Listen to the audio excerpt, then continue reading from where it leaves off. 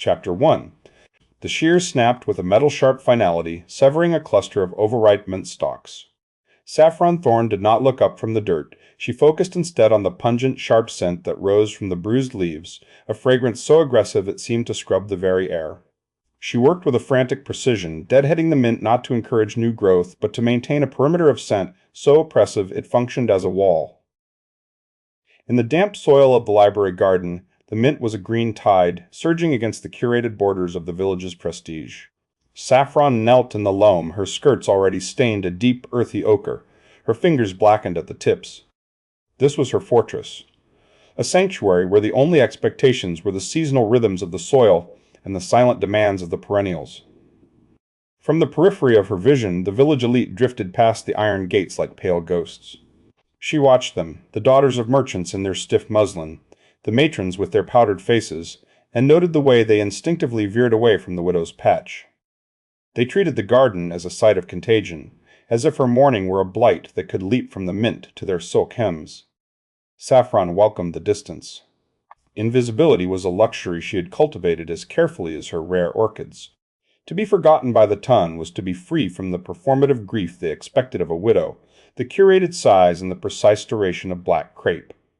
Here, amidst the damp earth and the smell of crushed herbs, she did not have to be a cautionary tale of loss. She was simply a part of the undergrowth.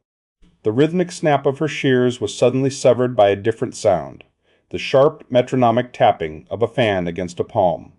Saffron froze. The sound was a percussion of power, a signal of arrival that required no announcement. She did not need to lift her gaze to know that the silence of her sanctuary had been breached. The air shifted, the scent of damp earth suddenly warring with a cloying, artificial cloud of night-bloom scent and expensive powder. Beatrix Sterling stepped into the garden, her skirts trailing over the damp earth with a deliberate lack of caution. Each step was a calculated intrusion, the heavy silk of her gown brushing against the mint, flattening the very stems Saffron had spent the morning tending. Beatrix did not look at the plants. She studied Saffron as one might look at a smudge on a piece of fine porcelain. She stopped a mere foot from Saffron's kneeling form, the tip of her fan poised like a weapon. The rhythmic tapping ceased, replaced by a stillness that felt like a held breath before a blow. "The state of these grounds is quite extraordinary, is it not?" Beatrix began, her voice a polished blade of forced kindness. "One almost forgets that a library is intended to be a beacon of civilization, rather than a wilderness of aromatic weeds. It is a curious choice, Saffron, to cultivate a garden that smells so pointedly of a kitchen pantry." Saffron felt the familiar constriction in her throat, a physical tightening that turned her words into stones. She gripped the shears tightly, her knuckles white against the rusted metal. She wanted to explain that the mint was a shield, that the sharpness of the scent drowned out the hollow silence of her own house, but the words remained locked behind a wall of social terror. Instead, she tugged at her apron strings, her eyes fixed on the dirt. The soil requires a balance," Saffron managed, her voice thin and wavering. "The mint, it anchors the perimeter. If one disturbs the root systems too abruptly, the entire structure of the bed collapses. The perennials depend on the stability of the undergrowth." Beatrix tilted her head, a slight, judgmental movement that suggested she found the botanical explanation quaintly irrelevant. Stability is a virtue, certainly, but it must not be confused with stagnation. The library has long been a neglected relic, a crumbling testament to a past that no longer serves our current standing. As the primary patron, I have decided that a modern restoration is imperative. We shall replace these haphazard patches with a formal French parterre, symmetrical, disciplined, and reflective of the prestige this village deserves. Saffron's heart gave a sharp, irregular thud. A French parterre meant the erasure of everything she had built. It meant the removal of the wild corners where the Grease shadows lived, the replacement of her intuitive sanctuary with a curated exhibition of wealth. The autonomy she had clawed back from the ruins of her marriage was being stripped away in a single, clipped sentence. She looked up then, her eyes meeting Beatrix's cold, calculating gaze. She tried to find a word, a plea, a protest, a demand, but the social hierarchy of the village acted as a muzzle. She was a widow of modest means. Beatrix was the architect of the village's social order. She is erasing me, Saffron thought, the realization spiking through her like a needle. She isn't just pruning the garden, she is pruning my existence from the map of this town. To her, I am a weed in a formal garden, a remnant of a tragedy that disrupts the symmetry of her curated world. If the garden goes, where do I go? I have spent 3 years building a wall of green, and she has walked through it as if it were smoke. Beatrix smiled, though the expression that stayed cold. I trust you understand the necessity of this transition. A woman of your precarious standing should be grateful for the patronage that keeps these halls open. It would be a pity if the library were to close entirely due to a lack of aesthetic appeal. You may continue to assist with the transition, provided you can follow a proper blueprint. Without waiting for a response, Beatrix turned on her heel. As she pivoted, her heavy leather shoe landed squarely on a fresh sprig of mint. Saffron watched in slow motion as the stem snapped and the leaves were ground into the mud, the vibrant green crushed into a dull, bruised gray. The sensory shock of it, the smell of the broken plant rising in a sudden, violent burst, felt like a physical blow to Saffron's chest.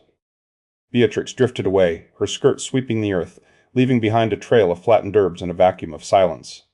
Saffron remained on her knees for a long time, staring at the crushed sprig. The fortress had been breached. The invisibility she had relied upon was no longer a shield, but a vulnerability. She felt a sudden, desperate need to be inside, away from the open air and the judgment of the sky.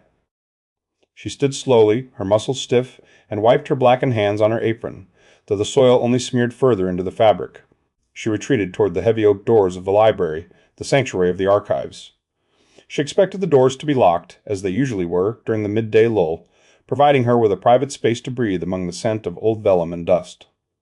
But as she reached for the iron handle, the door yielded with a heavy, echoing creak. It was already unlocked. Saffron stepped into the dim, cool air of the main hall, the silence of the interior pressing against her ears. She moved toward the central reading table, the heart of the archive, but stopped short. Resting on the scarred mahogany surface was an object that did not belong, a large, weathered leather satchel, its straps worn to a pale tan, smelling of old ink and distant travel. Beside it lay a pair of glasses, and a stack of handwritten notes in a script she didn't recognize, but which looked meticulously, obsessively organized. The library was no longer her private ruin. Someone had already moved in. Chapter 2. The ledger was a liar, and Hassan al-Rashid was not a man who tolerated inaccuracies.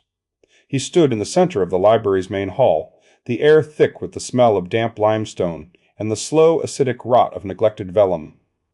He held the volume open with 2 fingers, as if it were a contaminated specimen, his glasses sliding down the bridge of his nose. "Preposterous," he said, his voice echoing sharply against the vaulted ceiling. To list the acquisitions of 1812 as miscellaneous is not merely an oversight, it is a scholarly crime. One does not simply categorize a first-edition translation of Al-Farabi as miscellaneous. He looked around the room. The archives were in a state of elegant collapse. Shelves leaned at precarious angles, and a single shaft of sunlight illuminated a million dancing motes of dust that seemed to mock his desire for order. He had spent a decade in the great libraries of Europe and the East, mastering the art of paleography and the patience of the scribe, only to return to his childhood home and find the record of its intellect reduced to a series of smudge marks and vague summaries. He felt a surge of academic indignation that vibrated in his chest. He wanted to scrub the walls, to reindex every scroll, to breathe life back into the silent, decaying ghosts of the stacks. But the chaos was suffocating. He needed air, and he needed it before he succumbed to the urge to scream at a book. He pushed through the heavy oak doors, the iron hinges groaning in protest, and stepped out into the garden. The transition was violent. He moved from the monochrome gloom of the archives into a riot of green and gold that felt almost intrusive in its vibrancy. He stopped mid-stride. 10 paces away, a woman stood among the borders. She was dressed in a faded gown of muted gray, her apron stained with the honest dark loam of the earth. She was bent over a patch of soil, her movements slow and rhythmic, almost liturgical. Hassan froze. The academic detachment he had cultivated like a shield, the formal distance of the scholar shattered. The woman turned slightly, and the light caught the profile of a face he had spent years trying to reconstruct from memory. "Saffron?" he whispered. The name felt strange in his throat, a word from a forgotten language. Saffron did not jump, she merely stilled. She did not look up immediately, her gaze remaining fixed on the soil. She tugged at the string of her apron, a small, nervous gesture that Hassan recognized with a jolt of electricity. It was the same habit she had possessed at 12, when they had hidden in the hollow of an old oak to read forbidden poetry. He stepped forward, his boots crunching on the gravel. He cleared his throat, attempting to summon the polished cadence of a gentleman, but his voice wavered. Saffron Thorn, I had heard you remained here, but the reports were vague. It has been a very long time. Saffron finally looked at him, though her eyes did not quite meet his. She focused instead on the bridge of his nose, or perhaps his glasses. She said nothing. The silence between them was not empty. It was heavy, filled with the ghosts of childhood promises and the vast, yawning gap of a decade's absence. She shifted her weight, her fingers curling around a dried, brown seed pod she had been inspecting. She held it like a talisman, a wall of organic matter between her and the man who had returned from the world. Hassan felt a sudden, desperate need to bridge the distance, yet he found himself paralyzed by the propriety of the moment. He was a man of letters, yet he found himself without a single sentence that did not feel clumsy. He looked away, his gaze wandering to the corner of the garden, where a small, sheltered alcove of stone protected a single, stubborn bloom. It was a pale, iridescent blue, its petals curling inward like a secret. He stopped breathing.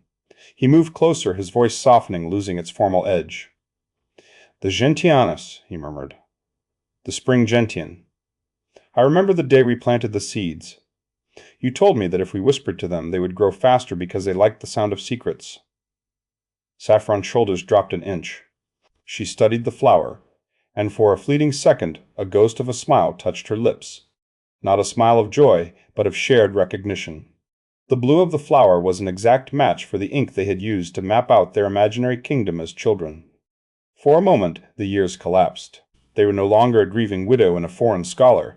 They were two children in a world that had not yet told them how to be lonely. "They do not like secrets," Saffron said, her voice soft and rhythmic, like the rustle of wind through dry corn. "They like the shade and the silence." "A preference I can appreciate," Hassan replied, his voice barely audible. Mr. San replied, "Al-Rashid." The voice sliced through the intimacy like a blade. They both turned to see Beatrix Sterling gliding toward them, her silk skirt sweeping the gravel with a rhythmic, predatory hiss. She held a folding fan closed in her hand, tapping it against her palm in a steady, hypnotic beat. She did not look at Saffron, she looked through her, as if the woman were merely a particularly dull piece of shrubbery. "I trust you have found the archives to your liking, Hassan," Beatrix said, her voice a steady and forced kindness. She stopped beside him, the scent of heavy, cloying lily-of-the-valley trailing after her. "Though I suspect you find the current state of the ledgers challenging. It is a pity that the previous administration was so lax with the accounts." Hassan straightened, his academic posture returning. "Indeed, Mrs. Sterling, the lack of organization is systemic. I believe a complete audit and a revised budget for preservation materials are necessary if we are to save the collection." Beatrix's fan stopped tapping. She tilted her head, a small, judgmental movement. "Budget," she repeated, the word sounding like a curiosity. "Yes, the financial aspect. I have taken the liberty of reviewing the library's endowment. In the interest of efficiency, I have redirected the restoration funds into a discretionary account. It is, of course, managed personally by me. This ensures that no one spends the funds on frivolous academic whims." Hassan blinked. "Redirected?" "But the grants were specifically earmarked for the restoration of the vellum and the repair of the shelving." "They were," Beatrix said, her smile not reaching her eyes. "And they shall be dispensed at my discretion. You will find your salary is quite comfortable, Hassan, provided your work aligns with the aesthetic and social goals I have set for the library. I expect a sanctuary of beauty, not a dusty warehouse of obsolete thoughts. Should your priorities diverge from mine, I fear your tenure here would be remarkably brief." She leaned in slightly, the threat veiled in a velvet tone. "I am the patron, Mr. Al-Rashid. The library exists because I allow it to exist. I trust we understand one another." Hassan felt a cold weight settle in his stomach. He studied the crumbling walls of the library, then at the fragile blue gentian, and finally at Saffron, who had retreated back into her silence, her gaze once again fixed on the earth. He had traveled thousands of miles to save these books, only to discover that he had been hired as a curator for a gilded cage, and the key was held by a woman who viewed knowledge as a mere accessory to her status. Chapter 3. Saffron's fingers trembled. the stems of the yellow roses bruising under her grip as she bound them with a length of coarse twine. She worked with a frantic, imprecise energy, her breath hitching in the humid air of the potting shed. In the language of her father's gardens, these were not merely flowers, they were a bridge. Yellow, not the gold of wealth or the crimson of passion, but the steady, quiet hue of friendship. It was a gesture of peace, a silent apology for her retreat in the presence of Mrs. Sterling, and a tentative hand extended to the boy who had once read her poetry beneath the willow trees. She glanced toward the library, where the gray stone walls seemed to lean inward, burdened by the weight of 1,000 decaying spines. The risk was a physical weight in her chest. To leave a gift was to acknowledge a bond, and in the rigid geography of their village, any acknowledgment was a vulnerability. Yet, the silence between her and Hassan had become a void she could no longer endure. She stepped across the damp grass, her boots clicking softly on the stone path, and slipped into the archive hall. The air inside smelled of old vellum and the sharp tang of dampness. Hassan was absent, likely sequestered in the upper galleries or arguing with a ledger, leaving the main desk a sanctuary of mahogany and dust. Saffron placed the bouquet exactly where he would see it, resting atop a stack of linen-bound folios, and vanished back into the garden before the echo of her footsteps could betray her. When Hassan returned, he did not see a gift, he saw a cipher. He stopped short, his glasses sliding down the bridge of his nose as he stared at the vibrant yellow petals contrasting against the muted brown of the desk. His academic mind, trained in the rigorous discipline of paleography, instinctively sought a key. He did not simply smell the roses, he analyzed them. He noted the saturation of the pigment and the precise arrangement of the petals. He stepped away from the desk and crossed to a nearby shelf, pulling down a weathered copy of The Botanist's Lexicon. He flipped through the pages with surgical precision, his finger tracing the entries until he found the section on rosaceae. He lingered on the passage regarding the yellow rose, reading the definition of platonic affection and friendship twice. He looked from the book to the flowers, a small perplexed frown creasing his brow. He wondered if the gesture was a simple courtesy or a coded message regarding the library's state. To Hassan, the world was a series of texts to be decoded, and Saffron Thorn was the most complex manuscript he had ever encountered. An hour later, he found her in the courtyard struggling with a heavy burlap sack of potting soil. The bag was oversized and leaking a fine mist of peat that clung to the damp fabric of her skirts. Saffron was leaning back, her heels digging into the soft loam, her face flushed with a concentrated effort that bordered on desperation. She refused to ask for help, her jaw set in a line of stubborn autonomy that Hassan recognized from their childhood. "The physics of the lift are against you, Saffron," Hassan said, his voice sounding too formal, too much like a lecture hall, even as his heart performed a clumsy dance in his chest. Saffron didn't look up, though her grip tightened on the burlap. "I am quite capable of managing a bag of earth, Mr. Al-Rashid." "Capability is distinct from efficiency," he replied, stepping closer. He reached down, his movements hesitant. As he grasped the other end of the heavy sack, his knuckles brushed against the rough weave of the burlap, and for a fleeting second his fingers grazed the back of her hand. The contact was electric, a sudden spark that seemed to vibrate through the humid air. Saffron froze, her breath catching in a sharp, audible hitch.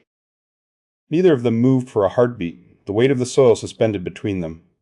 Hassan felt a sudden, overwhelming urge to close the gap, to speak a truth that had been dormant for a decade, but the ghost of Mrs. Clara. Sterling's presence seemed to linger in the periphery of the courtyard, a reminder of the social precipice upon which they stood.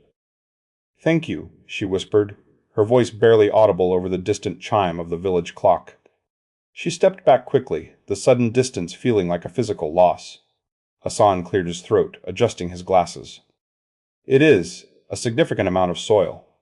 I imagine the gentians will appreciate the richness." He wanted to say more, to ask if the roses were meant for him, to tell her that he had spent the last hour reading a textbook just to understand her. But the words remained locked behind his academic reserve. He watched her retreat toward the flower beds, her posture guarded, her fingers tugging rhythmically at her apron strings. Seeking refuge from his own restlessness, Hassan returned to the archives. He spent the afternoon diving into the estate records of the village, searching for the original blueprints of the library's foundation. The room was dim, lit only by the filtered light of a dying afternoon. As he pulled a heavy, leather-bound volume of land grants from the bottom shelf, something fluttered from between the pages. It was a letter, folded into a tight square and sealed with a dollop of dark red wax. The seal had partially cracked over time, the wax brittle and grayed. Hassan hesitated. The letter was not addressed to him, nor to the library. The ink on the envelope was faded, but the name was clear. It was addressed to Julian Thorne, Saffron's late husband. Curiosity, that academic vice, won over propriety. He broke the remaining seal and unfolded the parchment. The handwriting was feminine, hurried, and intimate, the ink bleeding in places where the writer had pressed too hard. Hassan scanned the lines, his eyes widening as he read a fragment of a conversation that felt like a violation. The writer spoke of a mounting desperation and a debt that could not be ignored, mentioning a sum of money that far exceeded the modest means of a man like Julian Thorne. There were mentions of a secret arrangement and a price for silence that hinted at a clandestine life Saffron had never known. He read the words again, the implication settling in his gut like cold lead. If these debts were real, and if the scandal mentioned in the letter were to surface, the meager pittance Saffron relied upon, the very autonomy she fought so hard to preserve, could be stripped away in a single stroke of a lawyer's pen. Hassan looked up from the letter to the bouquet of yellow roses still sitting on the mahogany desk. The vibrant color now seemed jarring, almost naive. He thought of Saffron's trembling hands and her fierce, quiet dignity. He realized with a jolt of dread that the bridge she had tried to build with those flowers was anchored in a soil that might be poisoned. He held the letter in his hand, the secret weighing more than the bag of soil he had carried, wondering if the friendship he was rediscovering was merely a fragile veil draped over a ruin. Chapter 4. It is not a subspecies of the S. digitalis, but a divergent variation of the slinaria, Saffron whispered, her finger hovering a mere fraction of an inch above the yellowed vellum. Hassan leaned in, the scent of old paper and the faint lingering musk of dried pressed flowers enveloping them both. The volume was a behemoth of a book, bound in cracked calfskin that groaned whenever they turned a page. They were tucked into the furthest alcove of the archives, where the light filtered through high, dust-moted windows in long, slanted columns. The air here felt thick, as if the weight of 1,000 dead authors was pressing down on them, creating a sanctuary of silence that existed independently of the village outside. The morphology of the root system suggests otherwise, Hassan countered, his voice low and rhythmic, matching the hushed cadence of the room. He pointed to a meticulous copperplate engraving of a root network that looked like a map of some subterranean city. Look at the lateral spread. Acelinaria would never exhibit such a profound descent into the loam. This is a specimen designed for drought, a survivor of the arid plains. Saffron shifted, her shoulder brushing against his coat. She did not pull away. Instead, she tilted her head, her gaze fixed on the illustration with an intensity that bordered on the devotional. You see the anatomy, Hassan, but you forget the soil. A plant does not merely exist in a vacuum of classification, it responds to the earth it inhabits. If this were grown in the heavy clay of the valley, the roots would be stunted, but in the sandy loam of the coast, they would stretch exactly thus. Without realizing it, Hassan had mirrored her posture. He was leaning forward, his spine curved in the same tentative arc as hers, his breath hitching in time with her own. He felt a sudden sharp awareness of the distance between them, or rather, the lack of it. The academic debate, usually his shield, had become a bridge. He found himself less interested in the slinaria, and more captivated by the way Saffron's voice softened when she spoke of the earth, as if she were sharing a secret meant only for the plants. Perhaps, he conceded, his voice dropping an octave, the environment dictates the form more than the lineage. Saffron turned her head slightly. Her eyes were wide, searching his face for a sign of genuine agreement or mere politeness. In the dim light, the amber flecks in her irises seemed to glow. The silence between them stretched, no longer the silence of a library, but something taut and vibrating. Saffron reached out to trace the line of the root system once more, and Hassan's hand moved instinctively to steady the page. Their fingers collided. It was a small contact, the slide of skin against skin on the cool, textured surface of the vellum, but it felt like a thunderclap in the stillness of the archives. Neither of them moved. Hassan felt the warmth of her hand, a stark contrast to the chill of the room. For several heartbeats, the world narrowed down to that single point of contact. The debt he had discovered in the letter, the looming threat of Beatrix Sterling, the rigid expectations of their station. All of it vanished. There was only the scent of old ink and the electric, terrifying proximity of a woman who had spent years hiding in the shadows of her own garden. Oh, what a delightfully rustic scene. The voice sliced through the moment like a blade. Both Hassan and Saffron recoiled as if they had been burned, their hands snapping back to their respective sides. Farah Okoro stood at the entrance of the alcove, her posture a masterclass in performative grace. She was draped in a gown of pale primrose silk that seemed entirely too bright for the gloom of the library, her skirts billowing around her like a curated cloud. In her hand, she held a small, leather-bound social diary and a graphite pencil, which she held poised like a weapon. "Miss Farah," Hassan said, his voice suddenly stiff and formal, his hand flying to adjust his glasses. He stepped instinctively in front of Saffron, as if his physical presence could shield her from the other woman's scrutinizing gaze. "I was not aware you had an interest in botanical classification." Farah did not look at him. Her eyes were darting between Saffron's flushed face and the proximity of their chairs, her gaze calculating and cold. She didn't answer him immediately. Instead, she began to scribble rapidly in her diary, the pencil scratching a rhythmic, aggressive sound against the paper. She tilted her head, a small, thin smile playing on her lips, a smile that stayed cold. Saffron had retreated. She had shrunk back into her shell, her fingers tugging violently at the strings of her apron, her gaze fixed firmly on the floor. The vulnerability that had just existed between her and Hassan was gone, replaced by a palpable, shivering anxiety. "Interest? My dear Mr. Stir." "Al-Rashid, I have very little interest in the dirt," Farah replied, her voice airy and fluctuating in pitch, mimicking the latest affectations of the London season. "However, I have a profound interest in the dynamics of the village. It is so rare to see a widow of such modest circumstances spending so much intimate time in the company of a scholar. One wonders if the archives offer more than just old books." "We are discussing the morphology of this linaria," Hassan stated, his tone clipped. He felt a surge of protective irritation. "A pursuit of purely academic merit." "I trust you find the pursuit of knowledge a worthy endeavor, Miss Okoro."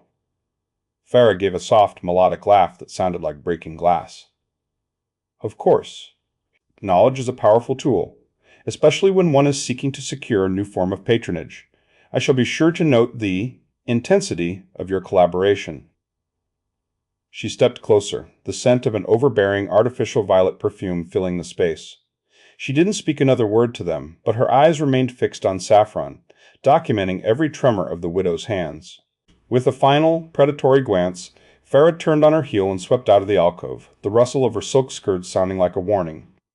As she departed, a small piece of white lace fluttered to the floor, a scented handkerchief, left behind with an air of calculated negligence. But as Saffron exhaled, a shaky, jagged breath, she noticed something else. Farah had not simply dropped a handkerchief. She had left her diary open on the mahogany table beside them, the pages splayed wide. Saffron leaned forward, her heart hammering against her ribs. There, on the open page, was a quick charcoal sketch. It was an unnervingly accurate rendering of her and Hassan hunched together over the book, their heads nearly touching, their silhouettes blurred in a way that suggested a scandalous intimacy. Beneath the sketch, in a sharp, looping script, were 4 words that made the blood drain from Saffron's face. The scandal of the archives. Chapter 5. The soil was cold and damp, clinging to Saffron's fingernails like a second skin, but she did not mind the grit. She worked in the center of the main garden bed, her movements precise and rhythmic, carving a shallow cradle into the earth for the Esmiosotis sylvatica. To the untrained eye, it was a mere forget-me-not, a common blue speck amidst the greenery. But Saffron had chosen this specific variety for its depth of hue and the clandestine promise it carried. In the silent lexicon of the garden, she was planting a seed of secret love, a bold floral declaration that felt, in the stillness of the morning, like a shout in a cathedral. She spent the better part of 2 hours meticulously masking the bloom. She arranged a screen of common hostas and trailing ivy around the perimeter, creating a living veil. The goal was not to hide the flower from the world entirely, but to ensure it remained invisible to those who looked only at the surface. Only someone with a scholar's eye for detail, someone who understood the patience of growth in the architecture of a leaf, would notice the deliberate gap in the greenery. Only Hassan would find it. As she pressed the last handful of loam firm, Saffron felt a strange, fluttering lightness in her chest, a sensation that threatened to override her usual caution. For a woman whose life had become a study in erasure, this small act of visibility felt like a revolution. "You are digging with a fervor that suggests you are burying a body, or perhaps planting a kingdom." A melodic voice drifted across the hedge. Saffron jolted, her hand slipping in the mud. She looked up to see Nalini Deshmukh leaning against the wrought-iron gate, her silk shawl draped with an effortless grace that always made Saffron feel as though she were made of coarse wool. Nalini's smile was a knowing thing, the kind of expression that suggested she had already read the ending of a book Saffron had only just begun to write. "I am merely tending to the perennials, Nalini," Saffron replied, though her voice lacked its usual steadiness. She wiped her hands on her apron, the fabric already stained with the dark evidence of her mourning. "The soil is particularly receptive today." Nalini stepped into the garden, her boots clicking softly on the stone path. She didn't look at the larger beds. Instead, her eyes tracked the sheltered spot where Saffron had just finished. "The soil is always receptive to those who speak its language. Tell me, is this a conversation for the public or a private correspondence?" Saffron paused, her gaze drifting to the blue petals peeking through the ivy. A soft, rhythmic hope entered her tone, her words slowing as she sought the exact phrasing. "It is a tentative inquiry. A way to signal that the silence between us is no longer a void, but a bridge. I wanted to tell him that I remember the way he used to describe the stars, and that I find the archives more welcoming since his return." Nalini laughed, a warm sound that seemed to brighten the gray Regency morning. "My dear Saffron, you are a master of the subtle, but do not let subtlety become a cage. The world is far too loud for whispers alone. Be bolder. If you wish to claim a place in his heart, you must eventually step out from behind the hostas. Happiness is a predatory thing. If you do not seize it, someone else, someone far less deserving, will surely take it from you." Saffron looked down at her muddied boots, the weight of propriety pressing back down upon her. "I cannot simply be bold. The village has a memory like a ledger, Nalini. Every transgression is recorded, and the interest is paid in reputation." "Then let them keep their ledgers," Nalini countered, her hand resting lightly on Saffron's shoulder. "There is a profound dignity in choosing one's own joy over the approval of people who view a garden as a mere accessory to a house. Your heart is not a curated exhibition, Saffron. Let it be wild." For a moment the two women stood in a shared, comfortable silence, the air smelling of damp earth and the faint, lingering scent of the rain that had passed overnight. Saffron felt a rare surge of confidence, a belief that the secret love bloom would serve as a beacon, drawing Hassan toward her in a way that words never could. She spent the rest of the afternoon in a state of quiet anticipation, imagining the moment his glasses would catch the shade of blue, the moment he would realize that the garden was speaking to him. When Saffron returned to the garden the following morning, the mist was still clinging to the grass in silver threads. She walked with a light step, her mind already composing the conversation she hoped would follow the discovery of the flower. But as she reached the center bed, the lightness vanished, her breath hitched. The Myosotis sylvatica had not merely wilted, it had been obliterated. The plant had been violently ripped from the soil, the roots exposed and shriveled like skeletal fingers. The delicate blue petals were no longer a beacon, they were crushed into the dark, clinging mud, trampled by a heavy heel into a bruised, unrecognizable pulp. The ivy screen she had so carefully constructed had been torn aside, leaving the site of her confession exposed and violated. Saffron sank to her knees, her fingers trembling as she touched the ruined stem. A sharp, jagged feeling of exposure washed over her, as if someone had reached into her chest and stepped on her heart. This was not the work of a stray dog or a sudden frost. This was a calculated act of erasure. The vulnerability she had allowed herself to feel the day before now felt like a liability, a wound left open for the world to see. She began to search the mud, her movements frantic, searching for any sign of who had done this. Her fingers brushed against something coarse and unnatural. Hooked deep into the remaining thorns of a nearby rosebush was a small, distinct scrap of white lace. Saffron pulled it free, the fabric delicate and expensive, featuring an intricate floral pattern that was far too costly for any servant or village girl to possess. Saffron's blood ran cold. She recognized that specific lace. It was the same trim that adorned the high collars and cuffs of Lady Beatrix Sterling's favorite morning gowns. The realization hit her with the force of a physical blow. This was not a random act of vandalism, it was a warning. Beatrix had not only seen the flower, she had seen the intent behind it. The message was clear. Saffron's private heart was under surveillance, and any attempt to cultivate a life beyond the boundaries of her station would be met with absolute destruction. Saffron remained on her knees, the scrap of lace clutched in her hand, feeling the sudden, oppressive weight of the village closing in around her. The garden, once her sanctuary, now felt like a trap. It really is a shame about the blue ones. A voice drifted from the edge of the garden, airy and fluctuating in pitch. They are such a fragile species. One wrong step, and they simply vanish. Saffron froze and turned slowly. Standing at the perimeter of the garden, framed by the gray stone wall, was Farah Okoro. She was dressed in a gown of pale primrose, her skirts perfectly smoothed, her posture a study in performative elegance. She didn't move closer, but her eyes, cold, sharp, and glittering with a predatory triumph, remained fixed on Saffron. Farah didn't smile with her lips, but her gaze held the satisfaction of a hunter who had just watched a trap snap shut. She lingered for a heartbeat longer, letting the silence stretch until it felt like a threat, and then, with a flick of her wrist, she turned and swept away, the rustle of her silk skirts sounding like the closing of a cell door. Chapter 6. The scent of ambergris and heavy lilies clung to the library's great hall, a cloying mixture that felt less like a celebration and more like a burial. Saffron stood by the mahogany wainscoting, twisting the fabric of her charcoal silk gown, a dress 5 years out of fashion and tight across the shoulders. She felt the gaze of the village elite sliding over her like a cold current, weighing her frayed hem against their shimmering satins. To them she was a ghost haunting her own life, a widow present only by the grace of the patroness. Across the room candlelight flickered in the crystal chandeliers, casting dancing shadows that mocked Saffron's stillness. She focused on a potted fern in the corner, noting the yellowing of the lower fronds, a sign of overwatering. It was a small, botanical failure, but the only thing in the room she felt qualified to judge. The air was thick with the snap of fans and the hum of conversations that shifted into a vacuum of silence the moment she stepped within earshot. Lady Beatrix Sterling moved toward the center of the room, the crowd parting with military precision. Draped in iridescent cream, her waist cinched to an improbable degree, she tapped a painted fan rhythmically against her palm. 3 short strikes. A silence. 3 more. It was the sound of a gavel in a courtroom where Beatrix was the sole judge, jury, and executioner. "Pray, lend me your attention," Beatrix announced, her voice a polished, artificial warmth. She stepped onto the small dais, her gaze landing with surgical precision on Saffron.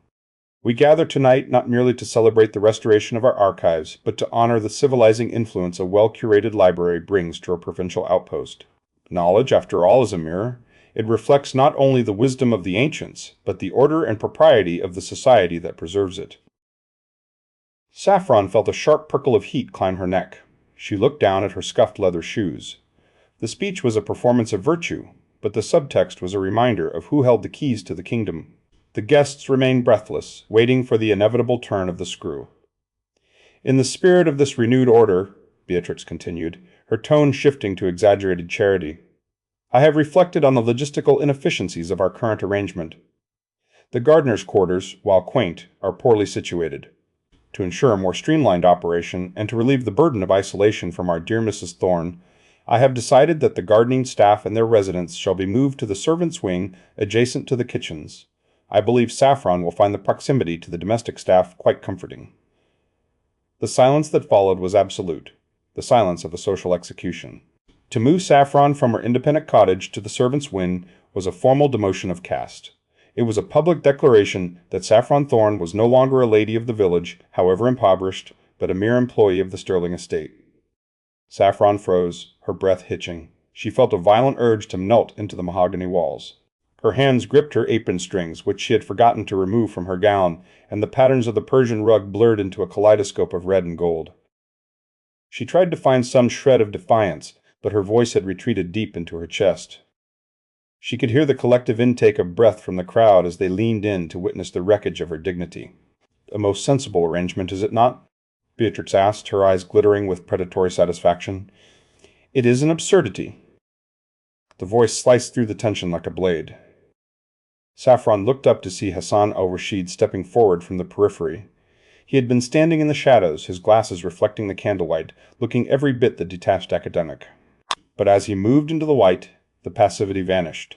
He invaded the space, breaking the invisible circle of the ton with a stride far too confident for a man of his social standing. He stopped a few feet from the dais, his posture rigid. When he turned to Beatrix, his expression was one of clinical observation, as if he were analyzing a flawed manuscript. "Lady Beatrix," Hassan began, his voice formal yet ringing with an intensity that made several guests recoil.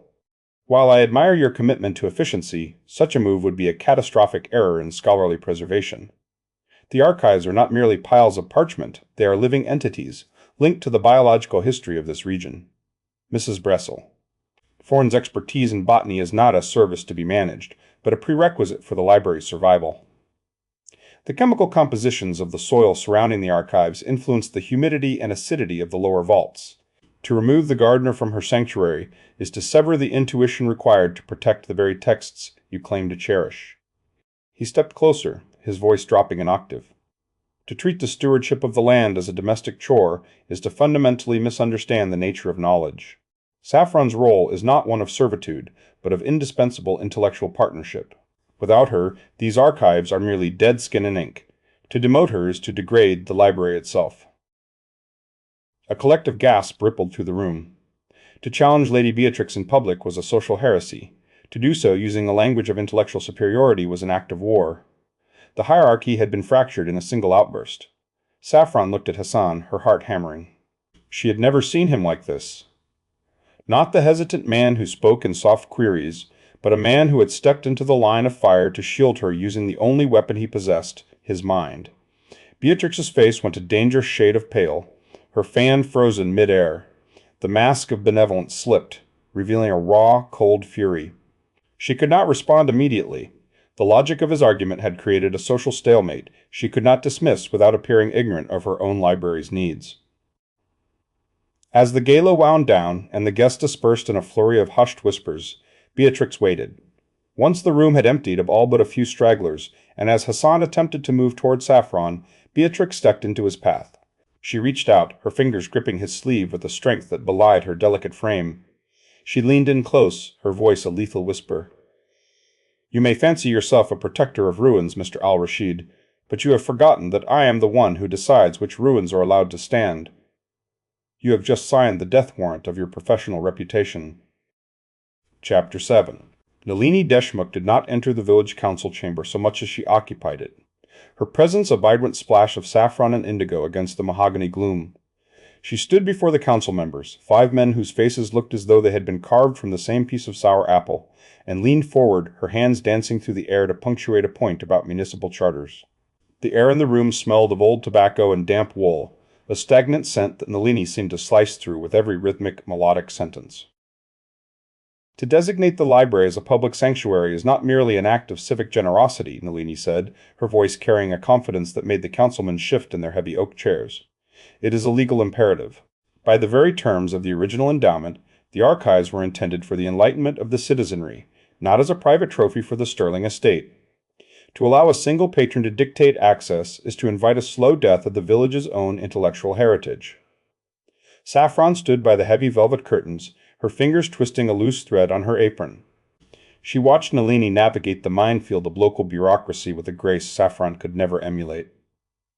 Every time a councilman attempted to interject with a sputtered remark about Lady Beatrix's generosity, Nalini would pivot, her smile lingering just long enough to make the man feel foolish for questioning a point of law. It was a masterful performance of social chess. When the chairman finally cleared his throat and announced that the sanctuary status was upheld, a sudden, sharp lightness bloomed in Saffron's chest. The library was safe. It was no longer a plaything for Beatrix's whims, but a public trust. In the quiet of her heart, Saffron allowed herself a dangerous thought. Perhaps the sanctuary extended beyond the stone walls of the building. Perhaps the shield Nalini had provided created a space where she and Hassan could finally exist without the shadow of a social death warrant hanging over them. That afternoon, the light in the garden was a pale, buttery gold. Saffron moved through the beds with a focused intensity, her shears clipping only the most precise stems. She was composing a message, a silent confession written in petals and scent. She selected white lilies for purity, sprigs of blue cornflower for hope, and a single daring stem of red camellia to signal a longing that she dared not voice. It was a complex arrangement, a botanical vulnerability that whispered, "I trust you, and I am here." She carefully placed the bouquet in the wide stone sill of the archive window, where the glass was clouded with age, and the scent of old vellum leaked through the cracks. Inside the archives, Hassan al-Rashid stopped dead. He saw the flowers from the interior, their colors vivid against the gray stone. But he did not see a gesture of trust. His mind immediately leaped to the letter he had discovered, the jagged evidence of Julian's debts, and the clandestine arrangements that could strip Saffron of everything. To Hassan, the white lilies looked like a shroud, the red camellia felt like a warning of a bleeding wound. He read the arrangement not as an invitation, but as a signal of retreat. He convinced himself that Saffron, terrified by the potential exposure of her late husband's secrets, was marking her territory and then withdrawing behind a wall of formality. When Saffron entered the archives 10 minutes later, her spirit buoyant, she found Hassan standing at the far end of the long table. He did not look up. He was meticulously aligning a set of paleographic charts, his movements stiff and mechanical. The warmth that had defined their recent stolen moments had vanished, replaced by a cold academic distance. The council's decision was a victory for the village, Saffron said, her voice soft, searching for a crack in his armor. Indeed, Hassan replied. He did not turn. His voice was a flat line, the formal tone of a man addressing a stranger in a lecture hall. It is a commendable achievement of administrative law. I shall return to the cataloging of the 17th century manuscripts now. If you could ensure the humidity in the lower vault remained stable, I would be most grateful. Saffron froze. The precision of his words felt like a physical barrier. She watched the flowers on the sill, then at the rigid line of his shoulders. The suddenness of the shift left her breathless, a vacuum where her hope had just been. She wanted to reach out, to ask why the air between them had suddenly turned to ice, but the habit of silence was a heavy cloak. She retreated into the shadows of the stacks, her heart sinking with a weight that felt like wet earth. Driven by a restless, aching need to understand the architecture of the library she had spent years tending, Saffron began to explore the restricted shelving in the back of the archives, the areas Beatrix had strictly forbidden. She found a series of heavy, leather-bound ledgers, their spines cracked and smelling of cedar and rot. As she flipped through the pages, she didn't find poetry or history, but a ledger of payments. Detailed entries showed that Lady Beatrix had been funding the library's restoration not out of a love for knowledge, but as a targeted investment. There were specific payments made to curators to remove certain volumes, and notes on the redaction of genealogical records. Saffron traced a line of ink that detailed the removal of a family history from the 1840s, a record that contradicted the Sterling family's claim to the ancestral lands of the valley. The realization hit her with a sickening clarity. Beatrix didn't want a library, she wanted a curated narrative. She was paying to erase the truth of the village, scrubbing the archives clean of any fact that threatened her perceived nobility. The library was not a sanctuary, it was a laundry for the Sterling reputation. Saffron stepped out into the garden, the ledgers still echoing in her mind. The world felt fragile, as if the very soil beneath her boots was a lie. She found her father, Balthazar, leaning on his walking stick near the edge of the rose garden. He had been watching her, his weathered face etched with a grim understanding. He saw the tremor in her hands and the haunted look in her eyes, and he knew the library's secrets had finally leaked into her soul. He didn't ask what she had found.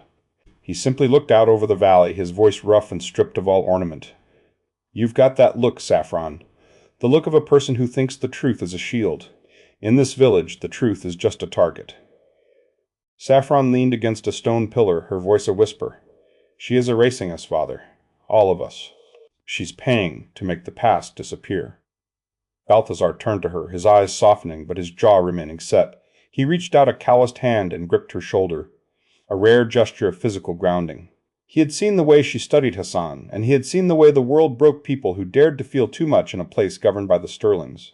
He wanted to protect her from the crushing weight of a hope that could not be sustained by a widow's meager means. "Listen to me," Balthazar said, his voice heavy with a heartbreaking realism. "You can chase the truth, and you can chase that man, but you must remember where you stand. We are the gardeners, Saffron. We tend the earth, we do not own it. Love is a luxury for those who can afford to be hungry." Chapter 8. The mahogany door to Lady Beatrix Sterling's study didn't so much open as it surrendered, swinging back to reveal a room that felt less like a place of business and more like a mausoleum for living things. The air was thick with the scent of beeswax and a heavy, cloying musk that clung to the velvet draperies, which were drawn tight against the afternoon sun. Beatrix sat behind a desk of polished ebony, her spine a rigid line that mirrored the geometry of the room. She did not look up immediately. Instead, she continued to write with a silver-nibbed pen, the scratching of the ink on parchment, the only sound in the oppressive silence. "Sit, Mr. Al-Rashid," she said, her voice a thin blade of forced kindness. She finally looked up, her eyes two cold chips of flint. She didn't gesture to the chair so much as she acknowledged its existence. "I have spent the morning reviewing the budget for the archives. It is a precarious thing, is it not? The fragility of paper, the volatility of funding. One misplaced decimal, one sudden change in patronage, and a lifetime of scholarship vanishes into the ether." Hassan felt the familiar urge to adjust his glasses, but he forced his hands to remain still at his sides. The room felt smaller than it had 5 minutes ago. "The restoration is progressing, my lady. The genealogy records are—" "I am not interested in the progress of the ink," Beatrix interrupted, the clip of her words sharp enough to draw blood. She set the pen down with a precise click. "I am interested in the progress of your associations. It has come to my attention that you have developed a most peculiar habit of frequenting the garden of the late Mr. Thorne. A widow's garden is a place for mourning, not for the leisure of a returning scholar. It is a boundary that should not be crossed, not only for the sake of propriety, but for the stability of your own position here." Hassan shifted, the fabric of his coat feeling suddenly too tight across his shoulders.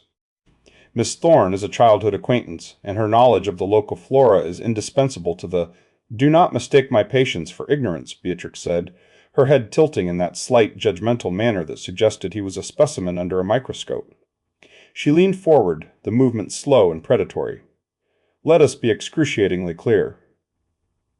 You are here by my grace. The funds that keep those archives from rotting into mulch are mine. My connections in London, the curators at the British Museum, the Fellows of the Royal Society, they all answer to the sterling name. Should I decide that your presence in this village is no longer an asset, I can ensure that your academic career is not merely paused, but erased.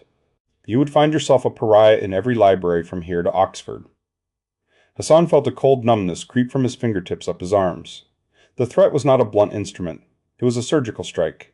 His life's work, the years spent in dusty vaults, the obsessive pursuit of lost texts, the very identity he had forged in the absence of a family, was balanced on the edge of this woman's whim. He watched the ebony desk, the silver pen, the suffocating velvet, and he saw the bars of a cage. If he complied, he would save the archives. He would save his name. He would simply have to excise Saffron from his heart, as if she were a corrupted line of text in an ancient manuscript. He stood in the silence for a moment, his mind racing through the logic of survival. Is a career worth the silence of a soul, he wondered? He thought of the archives, the smell of old vellum, and the thrill of discovery. Then, unbidden, he remembered the sound of Saffron's voice, that soft, rhythmic cadence that felt like the slow unfolding of a leaf in spring. He remembered the way she tugged at her apron strings when she was unsure, and the way she studied a flower not as a specimen, but as a secret. The realization hit him with a physical force. The archives were dead things, preserved in salt and ink, but Saffron was alive. To choose the library over her would be to choose the curator's case over the garden. "I see," Hassan said, his voice sounding distant to his own ears. "Your terms are quite explicit." "They are," Beatrix replied, already returning her attention to her papers, the dismissal implicit in the movement. "I trust you have the sense to prioritize your future over a momentary lapse in judgment. You may go." Hassan exited the study, but he did not return to the archives. Instead, he walked with a feverish intensity toward the edge of the village, his boots crunching on the gravel. He spent the remainder of the evening in a state of focused agitation. He did not reach for his books or his paleography tools. Instead, he went to the potting shed, his hands shaking as he gripped the handle of a heavy iron spade. He began to dig, not with the precision of a scholar, but with the desperation of a man who had just burned his only bridge and found he liked the heat of the fire. He spent hours in the damp earth, gathering the most provocative specimens he could find. He bypassed the modest daisies and the cautious lilies. He sought the riotous, the forbidden, the explicit. He gathered deep, blood-red roses, their thorns tearing at his palms. He sought out the tangled, exotic passion flowers that looked like crowns of fire. He added sprigs of red hyacinth and the bold, unapologetic crimson of the gladiolus. He worked through the twilight, the dirt staining his cuffs and his fingernails, his breath coming in ragged gasps. He was no longer translating a dead language. He was inventing a new one.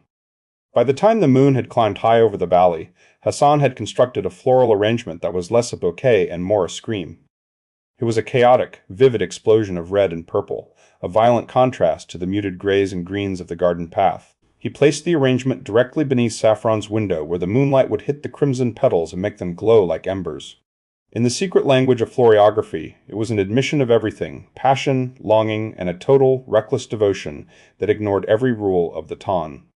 As he stepped back to survey his work, his chest heaving, he felt a sudden chilling sensation of being watched. He looked up toward the Sterling Manor, perched on the hill like a vulture. There, on the high stone balcony, stood the silhouette of Lady Beatrix. She was a dark smudge against the pale stone, and even from this distance he could see the rhythmic, slow motion of her hand. She was tapping her fan against her palm, a slow, murderous beat that sounded, in his mind, like a gavel coming down. He had done it. He had traded the security of his profession, the respect of his peers, and the stability of his future for a collection of dying stems and a gamble on a woman who might still be terrified of the world. He studied the red roses, then back at the balcony, and realized that the war for the village had shifted. He was no longer a guest or a scholar. He was a combatant. He stood in the dirt, bleeding from a dozen small cuts, waiting for the dawn to reveal whether Saffron would see the flowers as a lifeline or a liability. Chapter 9. The dew had not yet evaporated from the grass when Saffron pushed open the casement window, the hinges giving a sharp, rusted protest that echoed through the morning stillness. She froze. Below her, resting against the damp stone of the cottage wall, lay a riot of color that looked as though a piece of a tropical jungle had been violently transplanted into the gray English dawn. The red roses were not the polite pale pinks of a tea garden. They were the color of fresh arterial blood, deep and bruising. Beside them, the passion flowers curled like exotic crowns, their intricate filaments reaching upward, paired with the unapologetic, jagged spears of crimson gladiolus. Saffron's breath hitched, her fingers tightening on the wooden sill until the grain bit into her skin. She did not need to consult a lexicon. She had been raised in the dirt and the scent of crushed stems. This was not a gesture of friendship, nor a tentative inquiry of affection. This was a scream. It was a reckless, public declaration of a passion so absolute that it bordered on the sacrilegious. Hassan had not merely spoken to her, he had thrown his entire reputation into the mud at her feet. A sudden, dizzying warmth flooded her chest, a feeling of being seen, truly seen, that made her feel dangerously exposed. For a moment, the world narrowed to the scent of those roses, a heavy, cloying perfume that drowned out the smell of old paper and mourning wool. Saffron. The voice was a rough snap that shattered the silence. Saffron recoiled from the window, her heart hammering a frantic rhythm against her ribs. She turned to find her father, Balthazar, standing in the doorway. He was not wearing his gardening smock, but his formal coat, the wool frayed at the cuffs. His face, usually a map of weathered contentment, was drawn and grim, his knuckles rubbing together in a slow, anxious friction. He didn't look at her. He studied the floor, his gaze fixed on a loose floorboard. "What has happened, father?" Saffron asked, her voice sounding thin and distant to her own ears. She instinctively reached for her apron strings, tugging them tight, a physical attempt to anchor herself. "Lady Beatrix," Balthazar said, his voice dropping an octave. "She has sent word through the steward. The library cottages are to be cleared. She claims the restoration requires specialized quarters for the visiting consultants from London. You are to vacate by the end of the month, Saffron. She is exercising her right as the primary patron." The room seemed to tilt. Saffron felt the air vanish from the space, replaced by a cold, suffocating vacuum. The library cottages were not merely housing. They were the perimeter of her sanctuary, the only place where the village's judgmental eyes could not reach her. To be evicted was to be cast out into the open, a widow with no protector and a dwindling purse, entirely at the mercy of a woman who viewed her as a smudge on a polished mirror. The joy of the flowers evaporated, replaced by a crushing sense of guilt. Hassan had risked everything for her, and in return the world was closing in. "She cannot simply throw me out," Saffron whispered, though she knew the legalities of the estate were a labyrinth designed to trap people like her. "She can," Balthazar replied, finally looking at her. His eyes were clouded with a mixture of pity and frustration. "And she will. Unless you find a way to make yourself indispensable to her, or a way to leave this village entirely. The seasonal assembly is in 2 weeks, Saffron. Once the guest lists are finalized and the social order is reset, there will be no one left to plead your case. You will be a ghost in your own home." Balthazar left her then, his footsteps heavy and slow, leaving a silence that felt like a physical weight. Saffron did not cry. Instead, she walked out into the garden, her movements mechanical. She bypassed the neatly trimmed hedges and the orderly beds of lavender, drifting toward the wilder edges of the plot. The sky began to bruise, shifting from a pale gray to a heavy, oppressive indigo. Then the rain began. Not a gentle mist, but a sudden, violent downpour that soaked through her thin cotton dress in seconds. She collapsed onto the damp earth, her knees sinking into the loam. She didn't move as the rain washed the salt from her cheeks. She lay there, the scent of crushed mint and wet soil filling her nostrils, feeling the cold seep into her bones. She thought of the red roses beneath her window and the sheer, terrifying bravery of the man who had placed them there. Hassan had stepped out of the shadows of the archives to stand in the light, and she, in her terror, had spent years perfecting the art of disappearing. She realized then that her silence had not been a shield, it had been a shroud.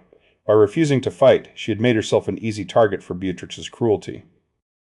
"You look remarkably like a drowned rat, Saffron. It is a bold-fashioned choice, even for a widow." Saffron bolted upright, wiping mud from her forehead. Nalini stood under a wide, black silk umbrella, her expression a mixture of amusement and sharp intensity. She didn't offer a hand to help Saffron up. Instead, she stood there, a pillar of poise amidst the chaos of the storm. "I have lost everything," Saffron said, her voice shaking. "The cottage, the gardens, Beatrix has won."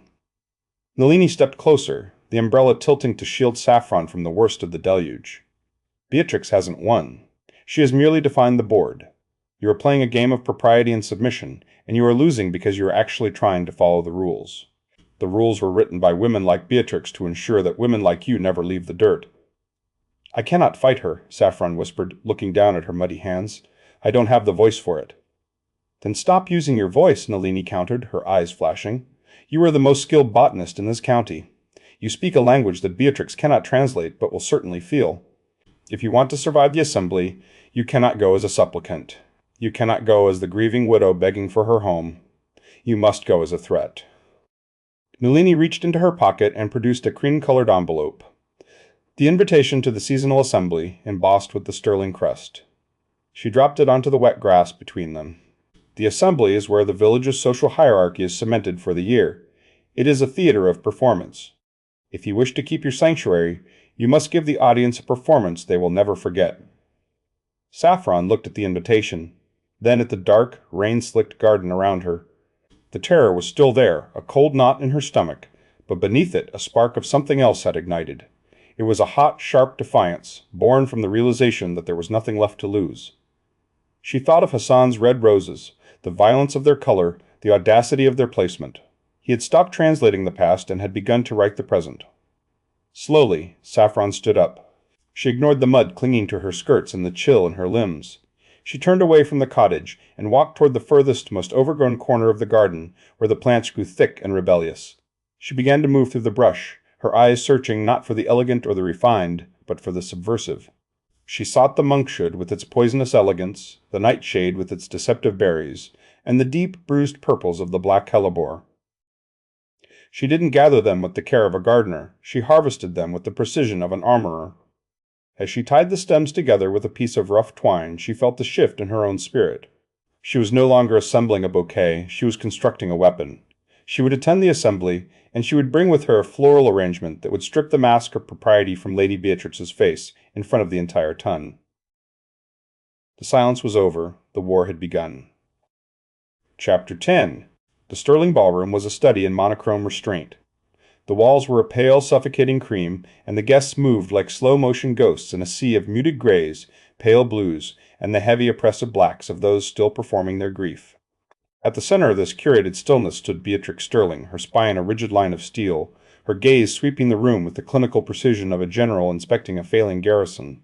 She held her fan with a grip that suggested she might use it to strike anyone who dared breathe out of tempo, her head tilted at that familiar judgmental angle that reduced every guest to a mere curiosity in her collection.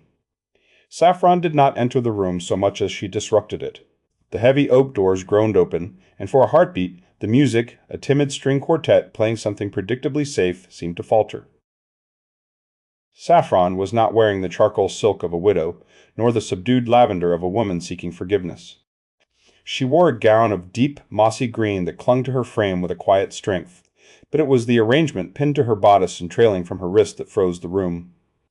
It was a violent, beautiful collision of botany, the bruised midnight purple of black hellebore, the poisonous elegance of monkshood, and the searing, arrogant red of roses that looked as though they had been plucked from a fever dream.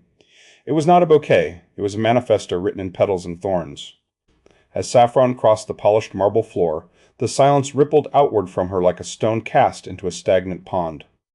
The gasps were not loud, for propriety forbade such things, but they were visceral, sharp intakes of breath that sounded like a collective shudder. The guests leaned away from her, as if the arrangement were contagious. Hassan, standing near the periphery of the room, did not move.